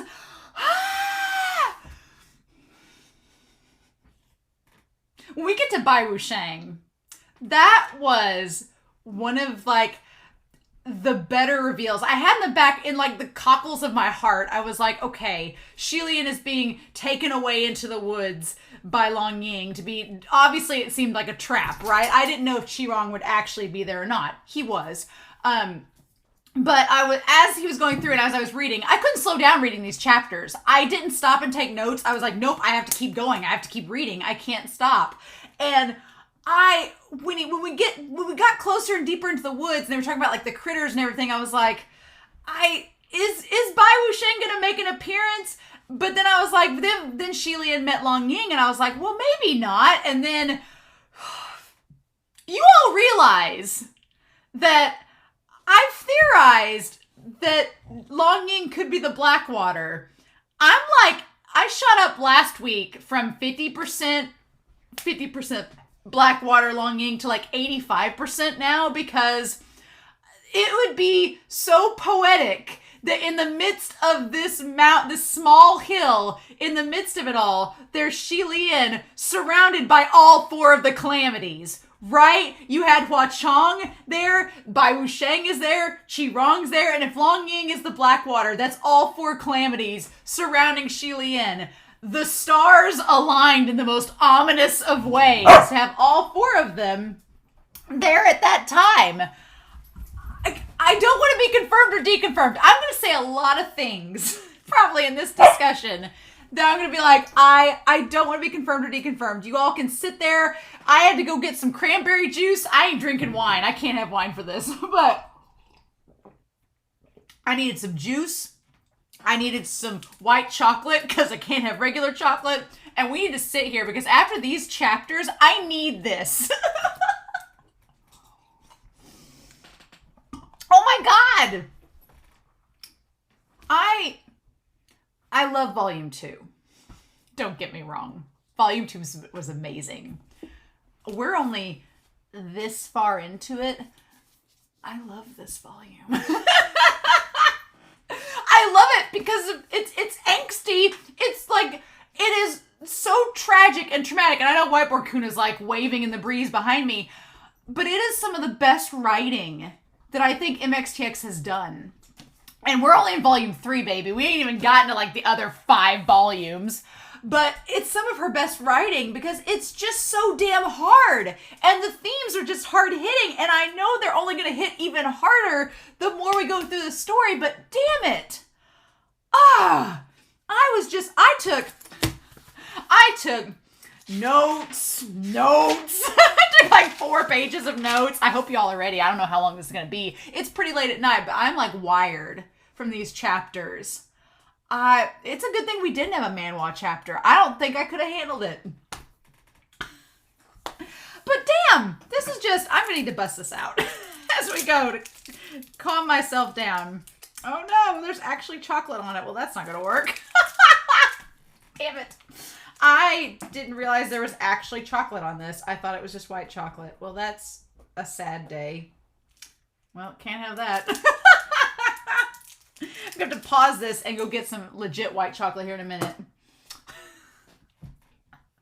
That's where I'm at in all of this. But dear God, Hua Cheng, or Hua, I don't know if that's a spoiler or not, but if it's a nickname, we're going to find out anyway. Hong. I like that he's gone from Hong to Hua. This is puberty. He's slowly, it's like a Pokemon. He's slowly evolving. He's gone from tiny little Hong air to being Hua, which is like he's like Simba in The Lion King, where he has that weird, it's like not a mane, but it's starting to grow out. And then he's going to Hakuna Matata his way into a supreme ghost. That's where we're at with him.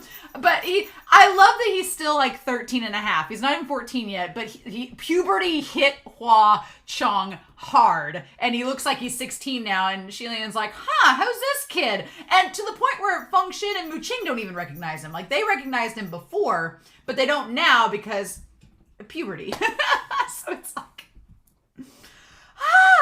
okay, there's a lot going on in these chapters. An awful lot. And I don't even know if if one side of Whiteboard Kun can contain it. And my dogs are like, we can't contain you sitting here for the last 2 hours reading and writing notes. So please play with us. And so if I'm throwing this ball, that is why. But I have 2 dogs now instead of 1 for this week. It's incredible.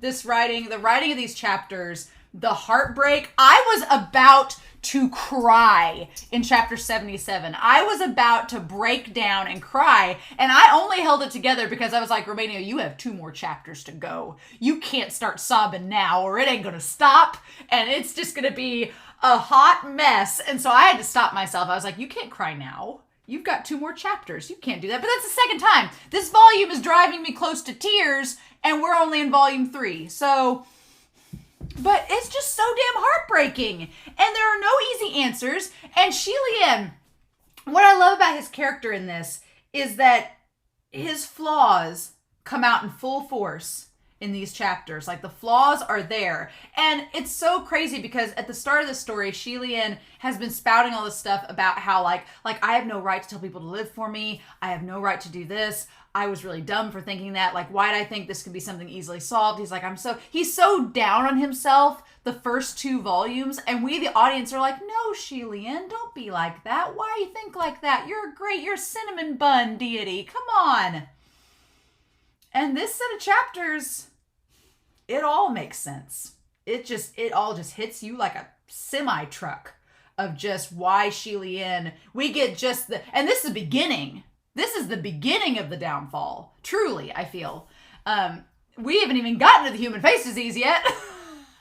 Bai Wuxiang's been there for 2 seconds. Bai Wuxiang cackled, swung on his little branch like, hey, sup? And I love that in the Discord people are like, they wanted to like cosplay as Bai Wuxiang and show up and be like, sup? That's literally all he did this chapter, was he showed up and was like, wanna swing? And it was on the swing.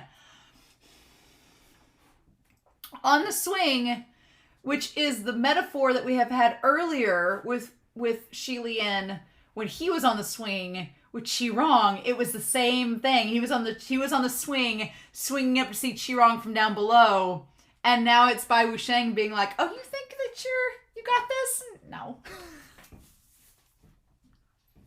And I owe an apology and about Junwoo. This has just been a great week. This is a great post-Christmas, post-New Year's gift of me reading these chapters and losing my ever-loving mind. Because that's where I'm at right now. And we're this far into the volume. We're not very far. Nope. And this may be my favorite volume yet. I'm just like swimming in the angst. And okay. We need to start somewhere. Like I said, I fully anticipate that I'm going to be using Whiteboard Coon, probably both sides, because I have a lot of notes and there's a lot of things going on. But I think the big thing that we needed to focus on is Xie Lian. Is Xie Lian and what he's wanting to do. Xie Lian and the expectations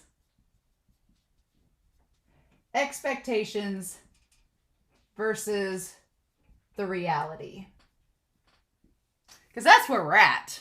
Xie Lian's had all these expectations about what this situation has been like. And we, the audience, have kind of gone along and been like, oh yeah, no, that makes sense. And we kind of get, Xie Lian's so young and naive and has all this like self-righteousness and sense of justice about him that it all gets thrown back in his face. Quickly, hard, even from Qirong. And we'll tie back. So I want to also tie back the past versus the present. Because there's all that going on too. God, this set of chapters is just wild. Okay, so after the riot, the people of Yong'an, they distanced themselves towards the mountains, which should have been red flag number 1. They were like, okay, we can't stick around real close, so we're gonna go back into the mountains and kind of distance ourselves. But they don't leave. They just stick around and are persistent. They're persistent and they keep on surviving, but they won't leave. And so they rallied 1,000 men to fight, and it almost seemed like the evolution of war in this set of chapters, because you had at the start just a group of civilians, we'll talk about that, that just rallied together with rakes and hoes and just sticks to fight this army. And it seems like these chapters are MXTX's way of talking about like the evolution of fighting and war. And it starts out with just a group of farmers fighting an army, and then they slowly get more and more conditioned, and then it becomes an all-out war. And that's what it's literally become. And it's mind-blowing how MXTX just subtly and carefully weaves it in. And you as the audience are like, oh my God, this is what she's doing. She's just making this comparison. And you can relate it to any country, I feel like. I could relate it to the Revolutionary War in the United States, where you had farmers against the British militia. You could do that. You can talk about all sorts of things, but that's what it's kind of relating back to. And Long Ying is the one leading the charge and keeping the men's spirits up. So there is this big comparison. I'm going to put down here just some notes, just some important notes that I feel are, you know, worth mentioning. And one of them is going to be the comparison of Ying versus Xie Lian. And the idea that he basically functions for Yongin in the same way that Xie Lian functions for Shanla. Or for the capital, rather, because Yongin at this point is part of Shanla. That they're both these men that are leading their people and are like a source, symbolically as well as physically, of power and motivation. So, as my dog's like crazy here. But then, so they're basically labeled from just being farmers and just random civilians, then they become bandits. So it slowly is evolving, right? They become bandits that attack 3 times that they're mentioned, which I'm like 3 times around the pavilion, get the symbolism going. And then they keep on going. But it says that until 5 or 6 times, Xie Lian stood on the parapet and just let it all happen. Xie Lian was like, I'll stay out of it the best I can. But after the 6th attack, Xie Lian's like, things aren't getting better, right? And I like that Xie Lian, his expectations were that the fighting would die out. But instead, the attacks grow stronger. And my Ruby, which is the other dog that's with me, she is not all for Huckleberry wanting me to throw this ball. So she's like, not happy. But yeah, so the attacks, instead of just diminishing, they're growing stronger. And so Xie Lian, he can't go anymore. And he just waltzes right up to the heavenly realm and tells Junwoo, like, I'm going down to do something. And Junwoo, I like that Xie Lian, like, they're having a meeting. Junwoo's like on his 6th conference call today. He's just like, okay, I gotta do this, I gotta do that, I gotta order coffee for Lingwen, I gotta do all this stuff. And then Xie Lian just bursts in and is like, nope, I'm the most important person in the room right now. And Junwoo's like, it's a good thing you're hot. Can I help you, sir? It's wild. It's wild. And Xie Lian is just like, I am going to descend down and help the mortals. And you can't stop me. And Junwoo, I've got to give him some credit. Because he tries to calm Xie Lian down. He's like, hey, let's just talk about this for a second before you do anything stupid. And Xie Lian's response of, that wasn't a request. I'm just informing you of what I'm about to do. Everybody's like, and I love that the other deities, they're like, Junwoo does favor Xie Lian, but they're like, this is arrogance. Like, this is too much. Like, Junwoo can't just let this slide, right? And Junwoo, to his credit, he tells Xie Lian, he's like, the universe has its own rhythm. Shanla's time comes and goes. It's not our job to step in and do things with this. Like, that's not our purpose. That's Junwoo's trying to tell Xie Lian, it's gonna get out of hand. You can't choose sides and be this hero. That's not how being a heavenly official works. It's maybe how you thought it was gonna work, but in reality, it's not. So Junwoo, he tells Xie Lian, he's like, you have this expectation that you're going to save everyone. But the reality is, and I love that he just says, you can't save everyone. He's like, you just can't do it. He's like, no, the universe has its own rhythm, and to descend is a violation of heavenly law. Like, this laws were established, you can't do that. And Xie Lian doesn't care. And the other heavenly officials are talking about how arrogant he is and like how highly Junwoo regards Xie Lian. And the thing about it is that Xie Lian, he makes all of these statements about what he's going to do, which are really important. He says, to note, he makes the statement that he is going to go down, he is going to reduce the number of deaths, and then kills 1,000 men later. Says he's going to reduce the number of deaths, minimize the conflict, which does not happen. And then he's going to return to repent. Now, that last one, we don't know about that one. But minimizing conflict, it only grows. Reduce the number of deaths, more die. So he did nothing. He did not do any of those things that he said he was going to. And we know that he's still around. He is not sealed up in a mountain somewhere like he told Junwoo that he would accept as punishment. Although maybe he's been sealed in a mountain. We don't know. We have 5 more volumes of this story. Maybe he was sealed in a mountain and Hua Cheng came and dug him out. We don't know. But at this point, he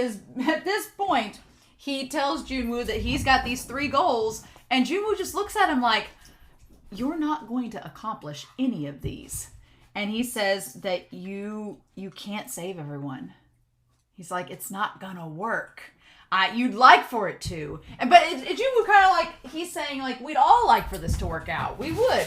But it's interesting because in the past, it's interesting. Junwoo's treatment of Xie Lian surprisingly is not different between 800 years ago and now. Now, in between, when that whole fight between them happened, like during the Second Ascension, we don't know that yet. But Junwoo is very calm and paternal with Xie Lian. Now, I could still argue that there's something else there because, you know, he acts very fatherly to Xie Lian, but there could be something else in there. We could still argue it. But it's kind of the same, where he's still calm and paternal with him then. Although he does seem to voice more caution with Xie Lian. Which, the funny thing is about that is that Xie Lian, it's been 800 years. And Junwoo kind of still treats Xie Lian, maybe rightfully so, like he's not learned anything. But we, the audience, know, based on what Xie Lian is now compared to the past, he has learned some things. So that's really interesting. I think that's fascinating. But yeah, Xie Lian makes these promises, and Junwoo's like, it's not gonna work. And Xie Lian's like, I will struggle to the end. And as long as I'm alive, I'm going to try to save people. And it's like, he says, I'm going to try, and he ends up descending. I love that he's like, I will still have no regrets. He's like, the heavens can try to stop me, but I'm still going to do it. Like, Xie Lian is so impassioned in this moment. And you sense the arrogance coming off of him because Junwoo doesn't sound like he's saying anything that bad. Junwoo's just kind of like, and it makes sense now because Junwoo's like, the power that a heavenly official has over the people is phenomenal. And he's like, and it can make people do some crazy things. And it can get out of hand so easily. And he's like, that's not our job. Our job is not to, because you kind of understand where Junwoo was coming from, being like, if all heavenly officials went down upon the earth and staked claims and stuff, it would be like a never-ending war. And it would just, the world would be destroyed. He's like, you can't do that. He's like, we have all this, phenomenal cosmic power. But he's like, and we don't have an itty-bitty living space. We have a pretty nice living space, but we have limitations. That's just how this works. And Xie Lian is not willing to accept that because it means that his kingdom's going to die. And he's, like the Goshi said, he's too connected still. He ascended too early. But yeah, so he decides that he's going to go back down and descends. And I love the idea that, yeah, apparently he still has his powers. So that part was interesting. He still, even as he descends, he still has his powers. He's not shackled yet. That's important to note. He's not shackled, so he still has all of his spiritual power and still gains power from his devotees. He's just, can manifest in front of all the mortals because he's descended. And I love that description that it feels like something was thrown away. It feels like something is heavier on him now. He feels more solid, he doesn't feel like a light as a feather deity. He feels more grounded because he's got his physical form back, right? And oh God, that whole thing with his dad.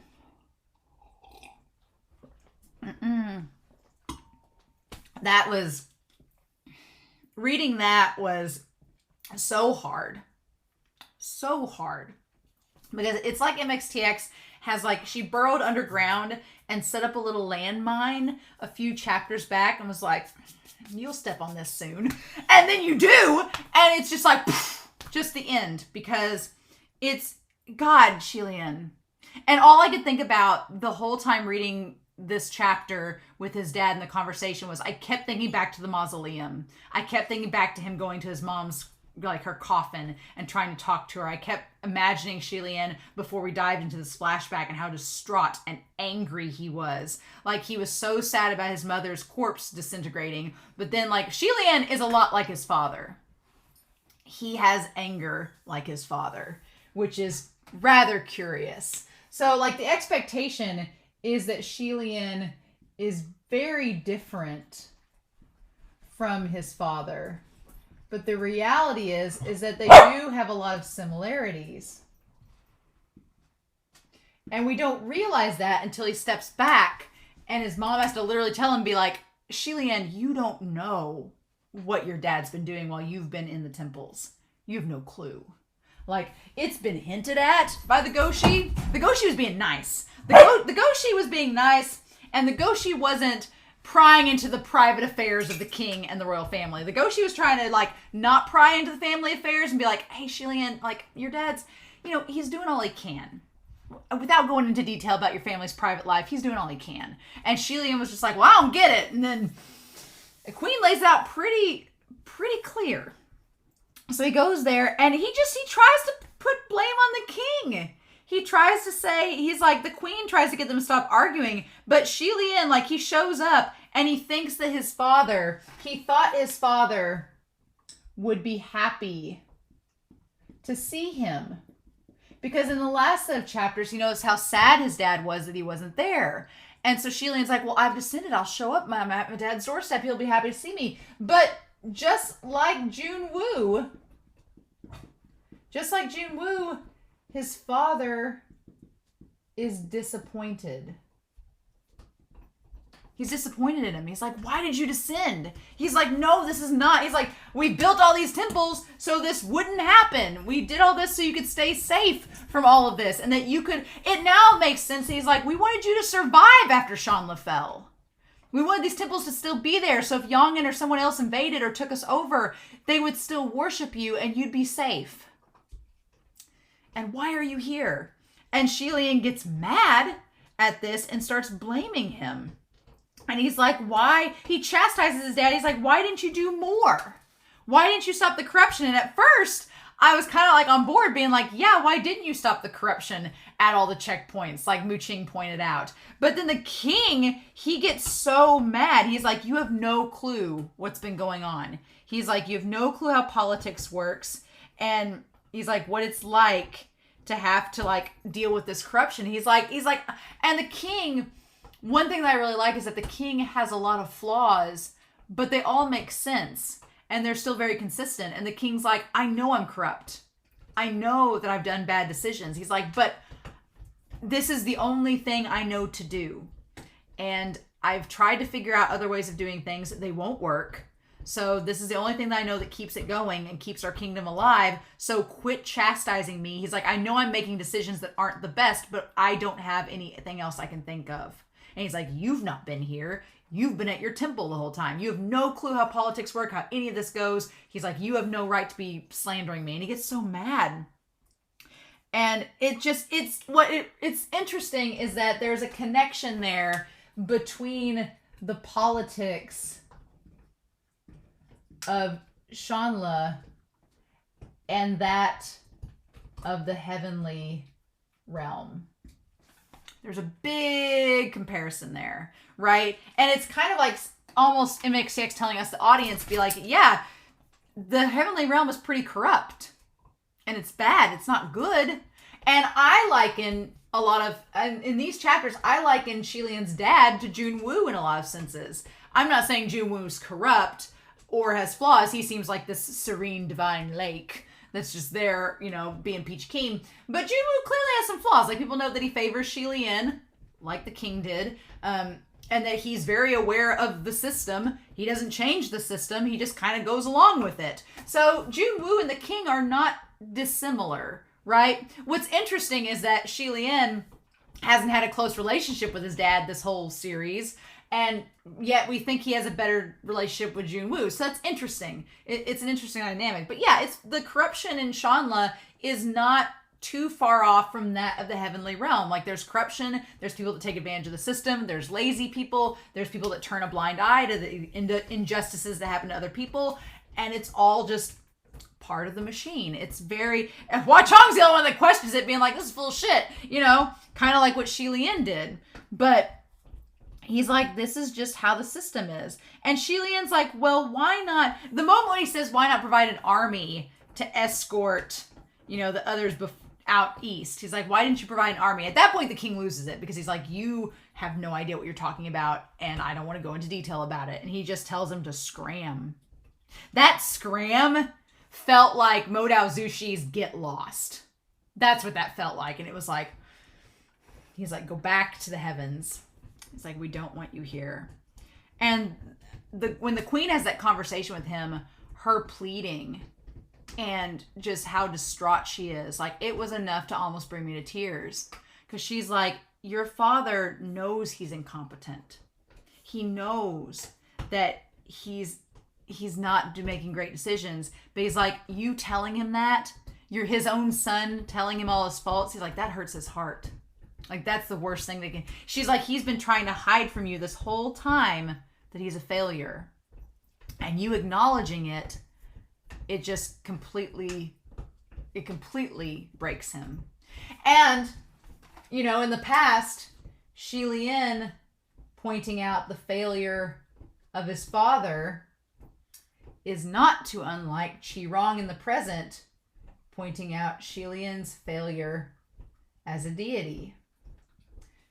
Xie Lian's like, you're a king, but you have all these flaws and you can't do things right and you're doing all these things that are failures. And then Qi Rong's like, oh, you're a heavenly official, but you did all these things wrong and you're a failure. So it's like, it's the same thing.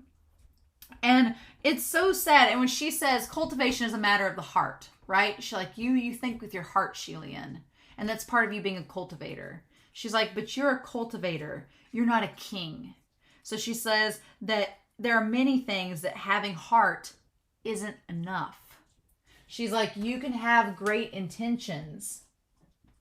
She's like, the expectation is that if you have great intentions and a pure heart, that it will affect everyone around you. But she's like, that's not how this works. She's like, you have to have a relationship with the world around you. And that's something that's kind of foreign to Xie Lian, because we've set up these last several chapters that Xie Lian, he doesn't have a relationship with other people. He didn't make friends in the heavenly realm. He hasn't involved himself in the affair of others. He's been antisocial, thinking that it makes him be better. But the reality is he needed to form these interpersonal relationships to get these people to work with him and create a network. And Xie Lian's like, I don't want to be involved in all that. That seems like a gossip train. I'll just do my own thing. And the queen's like, that's not how being a king works. You can't be a king and be isolated. That's not how the position works. As a heavenly official, yeah, you can isolate yourself if you want to. You can be like the rain master and go cultivate off in a field somewhere. But as a king, you can't do that. If you're in Jun Wu's position, you can't do that. So she says that you have to be capable and your subordinates have to be capable, but also have ability and share the same heart as you.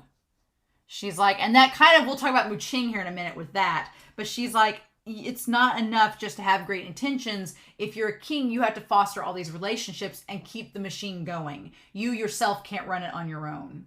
And Xie Lian's been trying to do that this whole time. He's been trying to do everything on his own, and it's not worked because it's not possible, right? Unless you're Hua Cheng, nothing like that's going to work, right? So Xie Lian, the whole thing with the temple, that's the part that got me. I was like, oh shit. Where he goes, well, if the treasury's suffering, why is my dad building all these temples?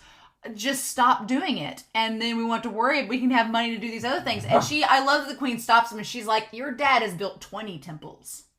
Maybe. Of the 8,000. The other 7,980 have been built by people that have been trying to gain your father or your support. It had nothing to do with the treasury of the kingdom. She's like, do you really think if we built 8,000 temples that the people wouldn't start being like, why are you spending all this money? She's like, we didn't. These other people spent the money. And we supported it because they were supporting you and my father and your father. And it's like, oh my God. She's like, you don't even know. She's like, do you even know how many that your father paid for? And Xie Lian, when he says half, she was like, you've no clue what you're talking about. And it's like, MXTX just came to take this book and smack us over the head and say, you think you knew things, you thought you knew, but nope, not at all. And she says, your dad's not the greatest king, but he's doing his best. And she's like, and in this world, doing your best just isn't good enough. That line hits you like a ton of bricks, because you have this expectation that, oh, well, if you just do your best, you can save everybody. If you just pour your heart and soul into it, you can save people no matter what. In this world, it's not enough. It will never be enough, right? And that line just, God, that hits so hard. And Xie Lian he goes from having sympathy towards the Yongin, but she's like, your dad understands that his own kingdom are people too. And she's like, it's interesting. She's like, the queen says that he needs to go back. She's like, you just need to leave and protect yourself. And she's like, your dad's doing all he can, but he can't save everyone. Again, you can't save everyone. And that's the struggle the king's been facing with this whole time. Xie Lian just didn't realize it. So Mu Qing and Feng Xin realize that he's made this big declaration against the heavenly realm, and Feng Xin takes it surprisingly well. Feng Xin's like, well, it's just what Xie Lian wanted to do. But Mu Qing does not take it well at all. And Mu Qing doesn't say it, but I get the impression that Mu Qing feels slightly betrayed that Xie Lian didn't confide in him about this decision. I feel like, again, talking about the subordinates having that relationship with those around you, I feel like Mu Qing's like, why couldn't you tell us? Why didn't you tell us about this decision you were about to make? Do you not trust us? Do you not trust our advice or our feelings about it? Because he's like, you descended without even asking us. And so Mu Qing kind of feels a little betrayed by this. And so that's when we get the crowd of protesters. And the crowd of protesters that want Yongin exterminated. And then we see just how complicated the system is. Because up until this point, it's been easy to sympathize with Yongin because they come from this disaster and they've come in as refugees. But then we see like the bad apples in the system, where we see that the one guy from Yongin tried to like basically take a girl, kidnap her, and make her his wife so he could stay in the kingdom. And her noble family kind of beat him to death and up and revolted for it, right? And so she was originally, we find out, going to be one of Xie Lian's consorts, which, side note, the fact that Xie Lian did not remember her even when she was supposed to be one of the consorts, I was like, if that's not further proof that Xie Lian has no interest in women. It felt like the Emperor's New Groove, where he's like, no, hate your face, not you, who are you? Like, I feel like she was the who are you? And like the one moment of levity in this whole set of chapters is realizing that Xie Lian was paying no attention to any of the consorts he possibly could have had. One moment of levity. These chapters are not fun at all. They're just like a bunch of heartache. But Xie Lian says things are more complicated than he realized. And these chapters are just to inform us about how complicated things are. And that they're really bad. So, yeah. He realizes that the king could not support Yongin without betraying his own people.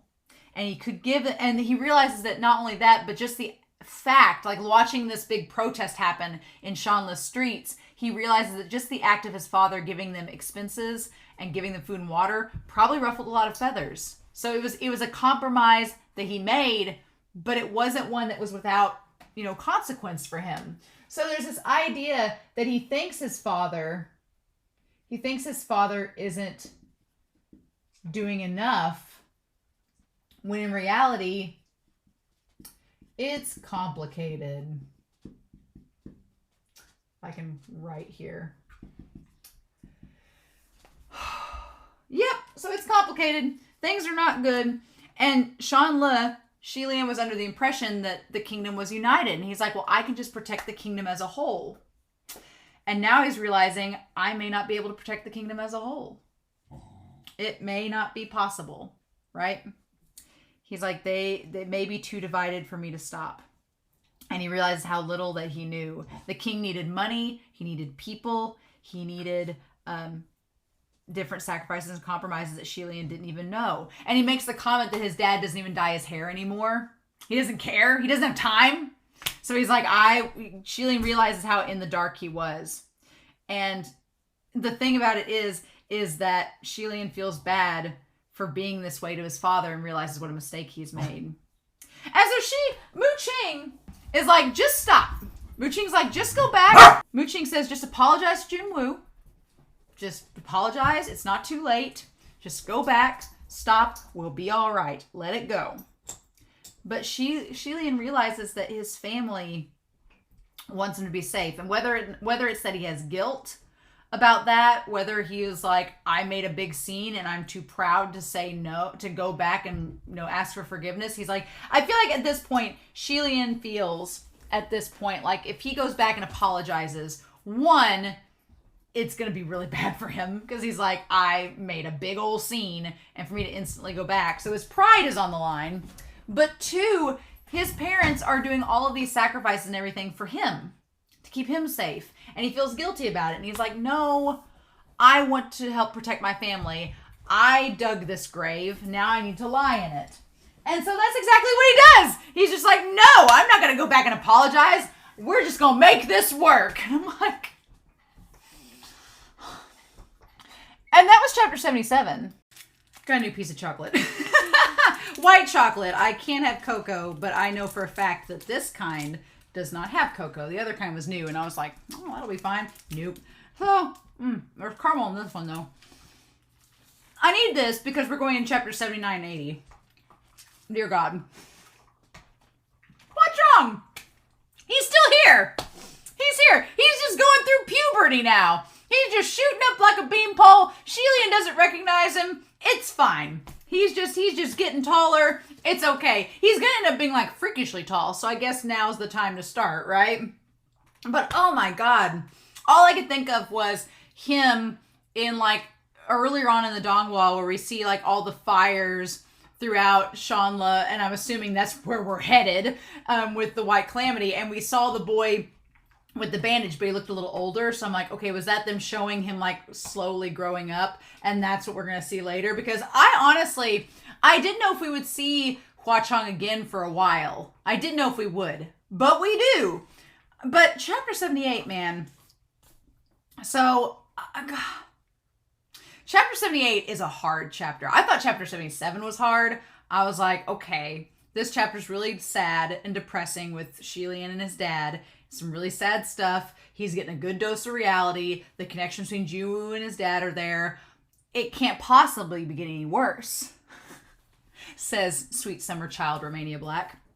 And then we go to chapter 78, where Xie Lian descends down upon the civilians, which we learn very quickly why this is a bad idea. Because Xie Lian, again, he had said that he did not want anyone to prostrate before him. And what ends up happening the moment he descends down to them? All of the citizens of Shanla prostrate. And he doesn't stop them. He doesn't stop them this time. Before he did. But now he wants their help and he's going to help them. And he doesn't stop them. And it's really sad. Because it's like, you said not for them to do this, but you're not stopping them now, right? Like all these things Xie Lian that we've built up Xie Lian to be is not how he is in this chapter. Like he was, telling them not to prostrate. What do? They all do. And he lets it happen. And he does the big saying of believe in me and I will shield you and your beliefs will grant me greater power. Like, I'll let you prostrate before me now because I want your power to help defend you. And that whole line he told Hua Cheng of, believe in me if you have nothing else to believe in. Now he's saying it to the masses, right? So it's not as personal anymore, right? And saying, like, if you believe in me, I'll shield you all. And it's like, you cannot save everyone. But here we go. And so from there, he tells them, he's like, I will be able, everyone like tries storms to touch his robes. And the big metaphor that just kills me in that moment is that something so pure that he finds like amidst the mud is a trampled flower. Which means that Hua Cheng was trying to get to him. Hua Cheng tried to reach him through all those other people and the masses, he just couldn't do it. But it's such a symbolic representation of when there was that flower, that purity, it represents Xie Lian and him like telling Hua Cheng he could live for him, and that promise and like that kind of peace that Xie Lian was offering him. He's like, hey, he's like, you don't have to get violent. You don't have to do this. You don't have to fight. Just believe in me and I'll be there for you. And it was that pure flower. And then in this chapter, it gets raked through the mud of Xie Lian being like, oh, I'll protect you. I'm a martial god. I'll fight to protect you. And it's not the same. And it's so sad. And he goes to talk with his dad. He like goes to talk things over. I love that the Goshis just gave up at this point. The Goshi was like, you know, nothing I say is going to change Xie Lian's mind, so I just give up. You guys just figure it out. You all seem to know what to do. The Goshi's like, I don't know what else to do, so I'm just going to like, I'm not surprised he descended. I saw this coming a mile away. Pitch black future. I'm surprised the Goshi is still there. I'm surprised the Goshi has not packed up his suitcase and been like, I gotta go. We're going down in a handbasket to hell in a second. I need to get out of here. I'm surprised he hasn't reached that point. But Xie Lian softens, he works with his father, and he learns about politics. And Xie Lian learns that everyone has an agenda. And so it's just curious because Xie Lian, we have up here that he learns about politics. Whereas in the future, in the present time, he knows about them. He knows about them, but stays out. In the past, he wanted to learn everything about his father's kingdom and about becoming a king. And now in the present, he's like, I don't want to deal with any of that. He's like, I saw where that went 800 years ago. Don't want any part in it. And so he realizes just how complicated things are, that they can't reach an agreement, that some people in the kingdom want to just directly exterminate Yongin and just wipe them off the map and have genocide. And the thing about it is, they reason why genocide is not a good idea. And you know their reasoning? Their reasoning is it's going to give them a bad reputation. That's their reason. Not that it's killing the people of their kingdom, not that it's genocide or mass murder, but their reasoning is, well, if we do it, it's going to make Yongin look real sympathetic, and it will cause other kingdoms to feel like now they have a right to help Yongin and invade our country because they'll be banishing evil and will look evil. That's their rationale. And that's terrifying. And Xie Lian just goes along with it. Like they managed to decide not to do anything. But the fact that that was on the table and the reasons why it was taken off was because of the reputation, that just floored me. I was like, oh my God. But yeah, no one could agree on what to do. And so they established the revolt started as because of a natural disaster, but now it's just been furthered by human causes. It's like, which again, how many conflicts go that same route, right? How many go that same route? And so they end up being like, well, why don't we just not do anything?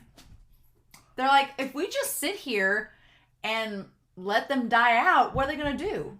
They're like, they don't have any resources. We'll just stop giving them resources. We'll stop giving them food and water, and they'll either take what they have and go, or they'll die. They're like, I guess, that won't give us a bad reputation. We'll just be like, we had no choice. They wouldn't comply. They wouldn't leave. We gave them food and water and expenses, and they chose to stay. We did all we could, and I guess they'll just die out. But that's not what ends up happening, because what's been going on is that just like Xie Lian is hailed as this leader of justice for the people of Shanla, the same thing is happening with Long Ying, and that he keeps raiding and taking things back to the kingdom and bolstering all the support. So what's curious is that in the past, Xie Lian is this martial god. He's a martial god and leader. And then you cut to not only Banyu, where he's a simple soldier, but then you cut even further to the present, where he's just a nobody and doesn't even want to fight with a sword at all, really. So there's that. But yeah, it's crazy. I instantly thought of Banyu when I was picturing Xie Lian, like where they're like, he's this martial god, and all these people are enlisting under him as a general and like as a deity leading our cause as this righteous army of justice. And I was like, damn, in Banyu, he was making soup in a helmet. And they were kicking it away from him because it tasted bad. How times change, right? Xie Lian just going through the ringer. And now that we know that Xie Lian was involved in all this and how he is now, it's crazy. I'm like, oh my God, it's wild. So, Xie Lian, he's hailed as a leader of the side of justice, and many young men enlist, including Hua Cheng, to help out. And suddenly there's a siege from Yong'an. Suddenly the sieges from Yong'an, they stop. And I like that it's described like a storm, a silent storm building. Like there's all these little sieges and against the army that Xie Lian was taking care of, and then suddenly they just end. And it's like the calm before the storm, right? Like the troops are gathering their strength, right? And Xie Lian has not forgotten about Long Ying during all of this. And I love that the book describes he hadn't forgotten Long Ying and the dead infant that he came with. And it made him feel complicated. Yeah, it made him feel complicated because Xie Lian is dealing with the fact that it's like he remembers back when all this started and how simple it all seemed.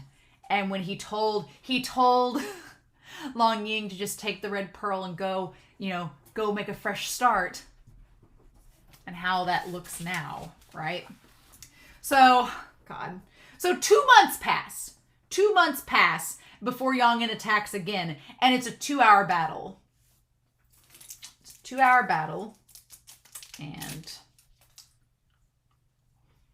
Xie Lian slaughters a bunch of people. Just the idea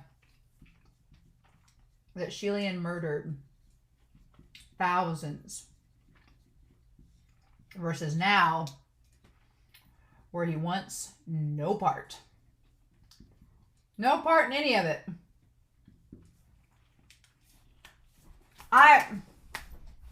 That floors me that Xie Lian, because he just gets so cold in these chapters, that he talks about that he not a stain on his sleeves, but that there are thousands dead. And so they had their victory atop the towers. And I like the Xie Lian. Xie Lian did not take part in the wine. He was like, nope, not going to drink. We've not seen Xie Lian drink. He's like, I don't want to do it. And he chooses not to, and he goes to sober up on top of the tower away from everything. But he still feels like he's burning because it was the first time he'd ever killed another human being. He'd fought ghosts. He fought ghosts and monsters, but they aren't the same as a person. And so he's like, it was the first time I'd killed a human, and I killed thousands in that day.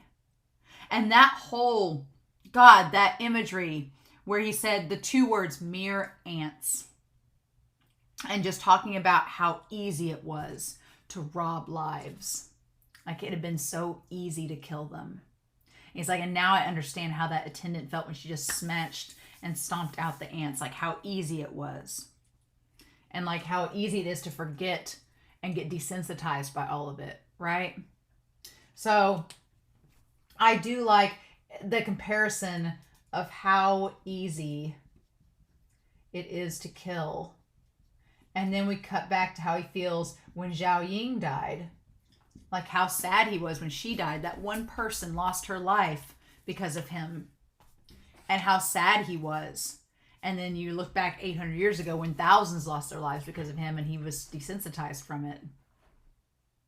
It's a lot to think about, right? But then Mu Qing and Feng Shen show up and they're not celebrating. Mu Qing's like, yeah, we're not going to celebrate because there's nothing to celebrate, because if you didn't notice during this battle, Yong'an, their army is getting strong. They're forming an army and they're getting stronger and stronger. And they also had armor this time. and weapons and a formation. And they're like, they didn't have that before. And Feng Xin says someone is giving them reinforcements. Now, the big question is, who and what? For some reason, I don't know, the White Calamity is such a weirdo so far. The White Calamity does not seem to me like someone that just leads an army. The White Calamity seems like they just show up and wreck shit and then peace out. They do not seem like they are a leader of an army, or that they don't seem like, Qi Rong has a bunch of followers. Like, he had all his minions and everything, but that fits Qi Rong's personality, right? They want to be in control of something and be in charge of something. Hua Cheng works solo because doesn't care. He's just working solo for Xie Lian. The Blackwater we know nothing about as a supreme ghost. Bai Wuxiang just seems more like Hua Cheng. Bai Wuxiang seems like a loner. Like, they don't really work with anybody. They just show up, cause havoc, and then leave and peace out. But that's not to say that Bai Wuxiang could not have influenced other countries. Maybe he showed up and just like left a breadcrumb trail of evil so that the other armies and the other countries were like, oh, what's this? And then they end up finding Yongin and we're like, what are you guys doing? They're like, we're in a war. And they're like, oh, hey, we'll help you. I could see that happening. I could see Bai Wuxiang having led other countries to Yongin's aid, but I don't see Bai Wuxiang being the leader of an army themselves. I don't see that. They seem like they just come in as like a lone figure of pure malice. We'll talk about Bai Wuxiang when we get to him. We will talk about him. But yeah, so they feel like Yongin is gonna try to attack again. Like something's... And Xie Lian, the thing that gets me is that throughout all of this, Xie Lian is still bringing rain to Yongin. And I felt Mu Qing when Mu Qing was like, what are you doing? Like, Mu Qing was like, why are you still doing this? And Xie Lian's like, because. He's like, I'm still helping the poor people there. Because Xie Lian has, despite everything, despite killing people and doing all of this, he still feels like he needs to help them. It's like, damn it, cinnamon bun deity. And Mu Qing's just like, are you freaking kidding me? And Mu Qing's just incredulous. And Feng Xin is like, can you still hold on? Are you okay? And Xie Lian says, like, the jinx of all jinxes. He's like, well, I still have 8,000 temples and all these devotees. As long as I have those, I'll have enough energy and be fine. My thing is that this whole time, these last 2 months, while all this has been going down, the Heavenly Realm has just been up there with popcorn being like, let's see how this plays out. And that honestly is probably the most interesting thing about this part to me, is that all of this bad shit is going down and the Heavenly Realm sticks to its guns. They're like, we're not going to interfere. We told you not to do this. You're doing this. All this bad stuff. I almost feel like they're looking at the White Calamity going, we told you so. And they're just not going to do anything. And I don't feel like they're going to do anything at all. I feel like Xie Lian's going to go to try to get them to help. And Junwu's going to be like, I told you, just let it happen. And Xie Lian's going to be really, really mad. I'm waiting for that moment. We're not there yet. But Xie Lian, before all this crazy stuff goes down though, Xie Lian has this beautiful moment where he just hugs Mu Qing and Feng Xin. He like reaches in, pulls them in. He's like, thanks guys. He's like, we've been through all this stuff together. And he's like, I just want to thank you for everything. Like, you've stood by me over these last several years. And he's like, I know I haven't been easy to work with. Like, he gives him like almost a goodbye speech, which after this chapter, who knows? After chapter 79, who knows? But it almost feels like a parting of the ways, even though Xie Lian, he's like, he says, the three of us fighting will be a story for the ages. And I'm like, well, if that's not foreshadowing 101, that's not foreshadowing. I don't know what is. But it's funny, he talks about the three of them being together as legend, and then 800 years later, they could not be more estranged. I mean, they could be, but y'all know what I mean, right? They're not together at that point at all. And it's just kind of a bad deal. He's giving them all a hug. It's this great thing. And then, like a bad omen. The funny thing is, Hua Cheng shows up. And it's just like any time that Xie Lian's about to have this moment with Muqing and Fengshen, Hua Cheng shows up. And he's like, I'm here. So it's like no butterflies yet, right? But it's hilarious that Muqing and Fengshen, when they're with Xie Lian in the past or in the present time, Hua Cheng comes and shows up and just breaks them up. And it's like, it's just absolutely hilarious at this point. And then he's almost, and the thing of it is, Hua Cheng, he like has been in the corner. Now, why he's been in the shadows, we don't know. But he's been in the shadows, like watching Xie Lian, and Xie Lian notices and nearly knocks him off the wall. Again, the parallels of Hua Cheng falling off the wall and Xie Lian jumping down to save him. And here he grabs him to save him. But yeah, manages to save him, gets in front of him.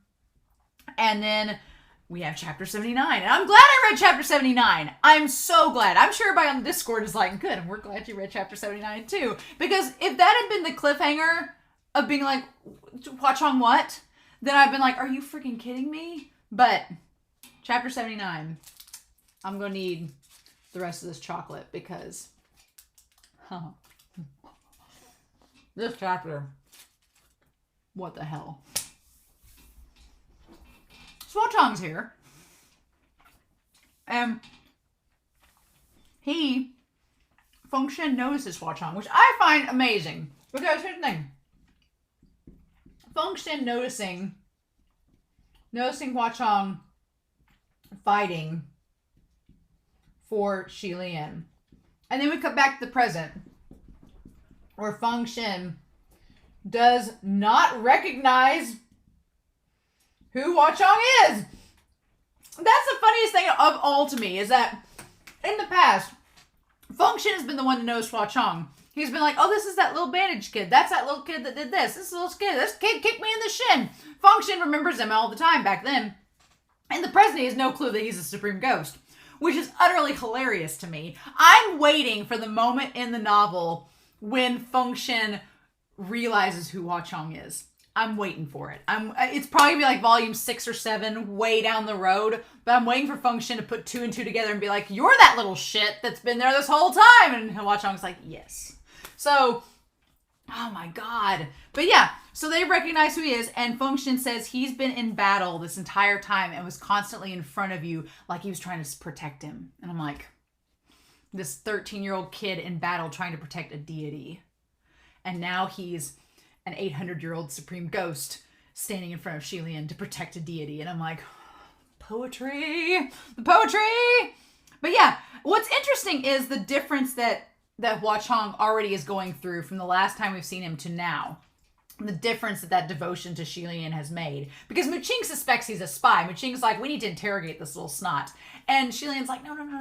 And Xie Lian tries to treat him like, oh, hey, thank you for helping me in battle. And Hua Cheng is very straight, like stands up straight, and he's like, Your Highness. Like, he's already getting this air about him, right? Which is kind of crazy because we're seeing, like, again, it's Simba on the log, getting bigger, more mature. And Xie Lian's just like, okay, well.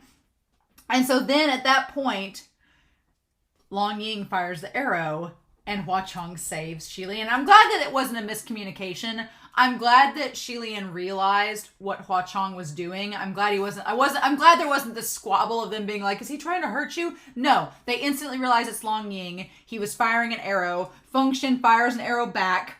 And that's when they noticed the piece of cloth. I was like, this whole time, Qi-Rong has not been present in the story. It's been quietly absent from Qi-Rong. And I've not, you get lulled into this false sense of security as an audience member being like, oh, well, Qi-Rong's there. He's just probably back at the palace complaining about the battle taking too long or something like that. No, Long Ying kidnapped him. And so it's insane. He was kidnapped and it was just too quiet. It was too quiet, these chapters without him. And so Xie Lian, he volunteers to go. He's like, we should not send an army. We don't want to cause a panic. We don't want to cause a giant war to break out. I'll go get Qi-Rong. He's like, they can't hurt me. Like, BAI WUXIANG damn can, but he's like, they can't hurt me. I'll go, you stay. But then Hua Cheng follows. And at first, I was kind of surprised because Xie Lian jumps down from the tower, like leaps down that whole damn wall. I wondered for a second if Hua Cheng was already a ghost at this point, or if he was still mortal. And we don't know. I'm guessing he's still mortal, but because why would he be a ghost yet? It's just amazing that he not only scaled down the wall, he was following Xie Lian until Xie Lian decided to use his supersonic speed, but then he comes back and is able to fight against the Binu for an hour alongside of him. Meaning, like, his cultivation's pretty strong for a 13-year-old kid that can fight a bunch of zombie hordes alongside a god. I'm just saying, he's already getting stronger and stronger. So a part of me was questioning, is Hua Cheng already a ghost? Or is he still mortal? I think he's still immortal, but it's amazing that his cultivation is getting stronger and stronger. But again, cultivation is a matter of the heart. And if his heart is devoted to Xie Lian, what do we do with that? So, you know. But yeah, Hua Cheng doesn't want to leave Xie Lian behind. He doesn't, it's funny, he's quiet during this moment. He doesn't object to Xie Lian because he's like, has devotion towards him. He doesn't object to him, but he still tries to follow him. And that causes Xie Lian to like start booking it to Baisy Hill. Like running 5 or 6 miles away. And the fact of the matter is, Hua Cheng chased after him for 5 to 6 miles and still had energy to fight all the Binu. It's wild, right? Love makes you do crazy things, right? And so we find Qirong upside down, beaten, black eye, blood dangling from his nose. And I was like, okay, well, I wondered for a second if Qirong was even there or if it was just a fake out, if it was a feint and it was a trap. But then Xie Lian's like, well, who could fight me? And so Qirong's hanging upside down and Long Ying appears.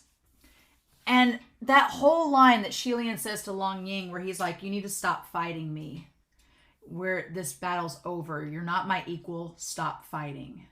And I love that MXTX says that there's like a double meaning there. That the stop fighting, it was meaning not only this fight against you and I, but like stop this whole battle of Yongin versus Shanla. Like just stop it. Like it's not worth it. But he says, and then Long Ying says, do you think that you are right? Do you think that you're right? That's the thing. And what's interesting is that Qirong, it surprises Qirong, and Xie Lian, what's interesting is that Qirong, I'm surprised that Qirong didn't swear more, honestly. At this point in the story, I was surprised. Qirong gets a little mad and flustered, he starts arguing, but he didn't drop any F-bombs in this chapter, which I think this chapter is scary enough we didn't need any F-bombs. But Xie Lian, he knows that something isn't right. That's the thing. All he can think of is that he's had to keep the capital from being invaded. Xie Lian has realized how complicated the system is, and now he's just doing what he thinks he can do, but he knows it's not right. He knows what he's doing is wrong, but he doesn't know what else to do. He's like, if I don't keep Yongin away from the capital and they invade, it's going to cause a big squabble. Nobody's going to listen to reason. Both sides are having this big conflict. Neither of them are going to listen to me. He's like, I can't do that. I can't keep them all out. He's like, I can't knock them all out on the battlefield. There's too many of them. The blades keep coming. So all he can do is swing a blade, which is really sad in itself. And so he's just like, I don't know what else to do, but I know what I'm doing isn't right. Right? And Qirong, they establish, is hated by Yongin, but then is also hated by Shanla as well. And so Xie Lian, he's like, what do you want? He's like, Long Ying, do you want rain? I'll keep trying to bring you all rain. Do you want gold? I'll tear the temples down and give you gold. He's like, do you want food? He's like, I'll think of a way. He's like, just don't start a war. There has to be a third path. But Long Ying, at this point, he's like, I don't want or need anything. He's like, you don't understand. He's like, I think the moment his son died is when he died. He's like, the one person I loved is gone. And I don't care anymore. He's like, no. He's like, your gold means nothing to me. The pearl means nothing. He's like, your water, he's like, it doesn't matter to me. He's like, no, the only thing that I want is for Shanla to disappear. The source of all my trauma, I just want it to go away. And it's like, ah! So yeah, which is, irony of all ironies, Yang eventually supersedes Shanla, and I'm gonna guess that the human face disease is probably gonna be a big part of that. And you can kind of see the writing on the wall now too, because before, like the last set of chapters, I was like, well, how in the hell is Yang gonna supersede Shanla? They're just like a band of rebels. No, they're getting stronger and stronger. They're getting reinforcements. They're building their own country up. It's now very easy to see how if the human face disease runs rampant in Shanla and leads to itself imploding, that Yang just swoops in and goes whoop, and does that. And maybe Long Ying is that general they were talking about that destroyed Shanla and took it over. That seems to be happening, so I don't know if that's going to be the case. But I love that point where Xie Lian is like, would you fight even if you knew that your own people were going to die? And he said, yes. And the thing that's so scary is it's exactly what Xie Lian said. Xie Lian went up to the heavens and Junwu was like, it's not going to matter. You can't save everyone. It's just part of the natural order. They're all going to die. Are you still going to fight? And Xie Lian said, yes. The exact same as Long Ying. And it's like, oh my God. And Long Ying telling him, I know you're a god and that's okay. Even if you're a god, you can't make me stop. Same thing they told him too. And so Xie Lian, he's just like, at this point, Xie Lian's like, I can't reach him because I know exactly how he's thinking. And that's, at this point, killing him is my only option because I know he's not going to stop because I know I wouldn't stop. So he's like, the only way that this is going to end is if I kill him and then the morale of their troops will go down, etc., etc.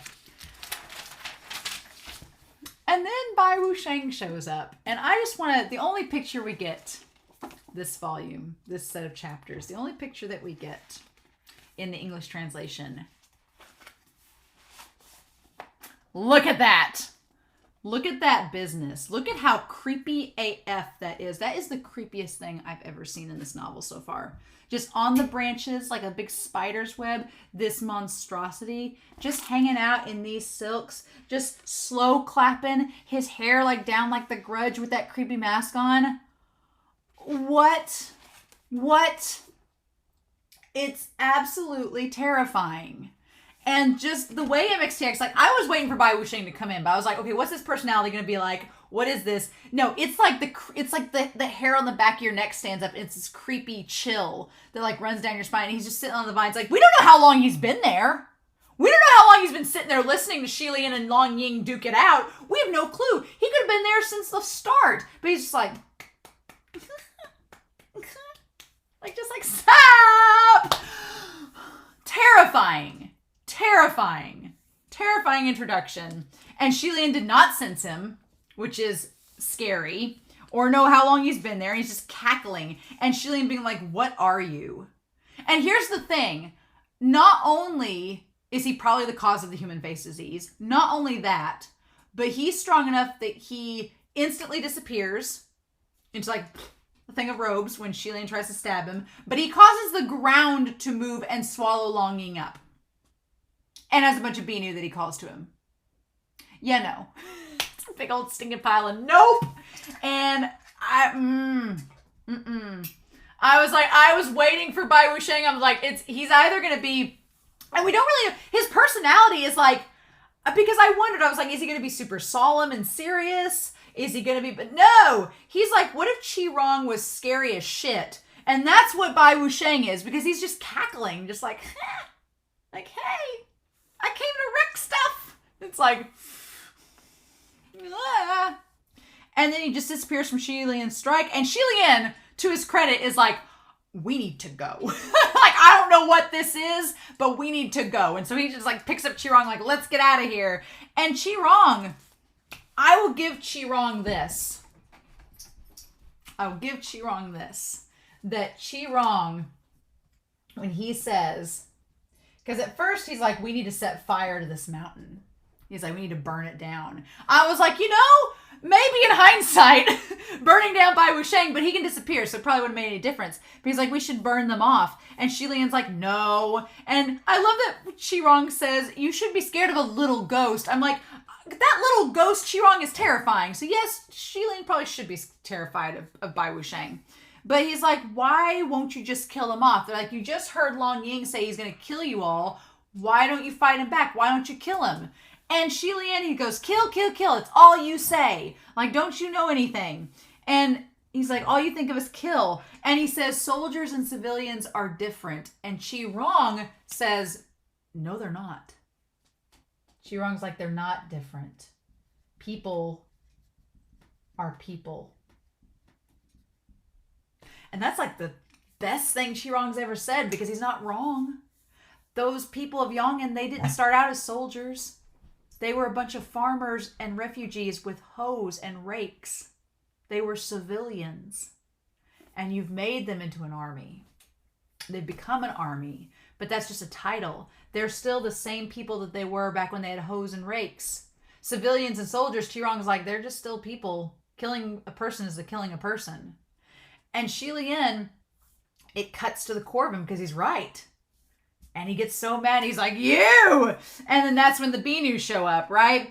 And I love that Hua Cheng has been running for 5 to 6 miles to catch up with him. He's like, I'm here, don't worry! And he like shows up, and then Xie Lian, he like realizes, he's like, okay, at first I feel like he was trying to send Qi Rong and Hua Cheng away at the same time, and Hua Cheng's like, I'm not leaving. But Qi Rong is kind of a scaredy cat. Like he is now, right? You have Qi Rong that ran back then to him running now. He ran away leaving Xie Lian with Hua Cheng, and here he ran away leaving Xie Lian and Hua Cheng. Some things never change. It's funny that Qi Rong has not changed a whole lot. That's the interesting thing. He's not changed too much in 800 years, which is fascinating. But he leaves Hua Cheng, and Hua Cheng helps Xie Lian by fighting the Binu. And Xie Lian doesn't have a sword, so he sits there and like palm strikes and shoots stuff out of his palms for an hour. And Hua Cheng sword fights for an hour. And then they defeat all the Binu. And it's just the two of them standing there in a field amongst all these corpses. Not too unlike the first volume with the bridegroom, right? Where all the Binu were there. Not too unlike it. And Xie Lian's like, well, you're pretty good with a sword. I feel like at that point, that was Xie Lian's first like little crush on Hua Cheng, was he realized he was good with a sword, because Xie Lian's a sword geek. And Hua Cheng was like, yes, sir. And again, new upgrade in tone. And Xie Lian's like, you don't have to say yes, sir. And he's like, yes, sir. And Xie Lian's like, the funny thing is now Hua Cheng has this talkative, commanding presence, and Xie Lian's like, yes, sir. But he smiles, and at the end he says, well, you're better suited for a saber. Hinting that he needs to get Ying.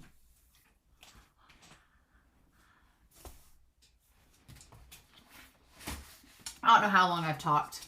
I've started and stopped this video because my dog's been crazy tonight. So I apologize for their barking and incessant need for me to play with them.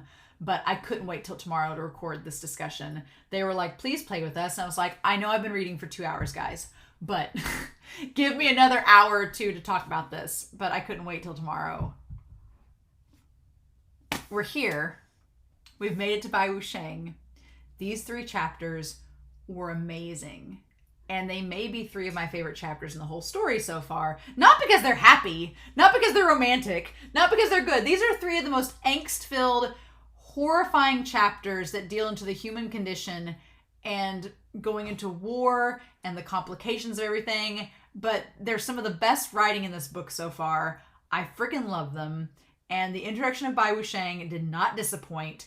I'm like still floored, and I want to go back and reread it in the book now. But here we are. We're not even halfway, baby. Not even halfway through this. Again, I have a feeling this is going to be a collection of all of our tears. So again, just the fact that if by chance Long Ying ends up being the Blackwater, the fact that all 4 calamities could have been there with Xie Lian in that moment, that night, the dark stars aligning in the most ominous of ways, and we still have the bad news of the human face disease to deal with, the fallout, and now I'm like, so when Xie Lian eventually goes back to Junwu, and Junwu's like, I told you so. We still haven't gotten the fallout. There's so much left to go, y'all. I'm so floored by these chapters. And I can't wait to talk to you all about them. The only thing that I ask is to please don't spoil me. Don't confirm, deconfirm theories, no hints, no clues. I'm going to get to it, don't you worry. But hopefully my volume 5 comes in by next week when we look at chapters 80 through 83, which is pages 127 to 162. Hopefully by next week I'll have volume 5 and I can look at the cover and maybe it'll be happier than these chapters. But, oh man, I've been like on an adrenaline kick for the last hour, and cheers, y'all. And cheers to Heaven Official's blessing and to this volume. Oh my God. I am a little bit sad that we didn't get to hear Bai Wuxiang talk. We didn't get to hear Bai Wuxiang talk. We heard him cackle and just like swing on his little swing like a playground playset, but we didn't hear him actually say any words. So that would be interesting. I would like to hear, his personality is so deranged so far. I want to hear him talk, and I want to hear like what the hell would a battle between him and Junwoo even be like? Wow. I'm also thinking about what these chapters would be like animated. Just, oh my God, I need to see the Donghua with Qirong hung upside down and Bai Wuxiang just being the creepiest mofo ever. I need to see this. And it's going to be so long before that even happens. Oh my God. So yeah, no big deal. It's fine. I hope you all enjoyed this reaction and discussion.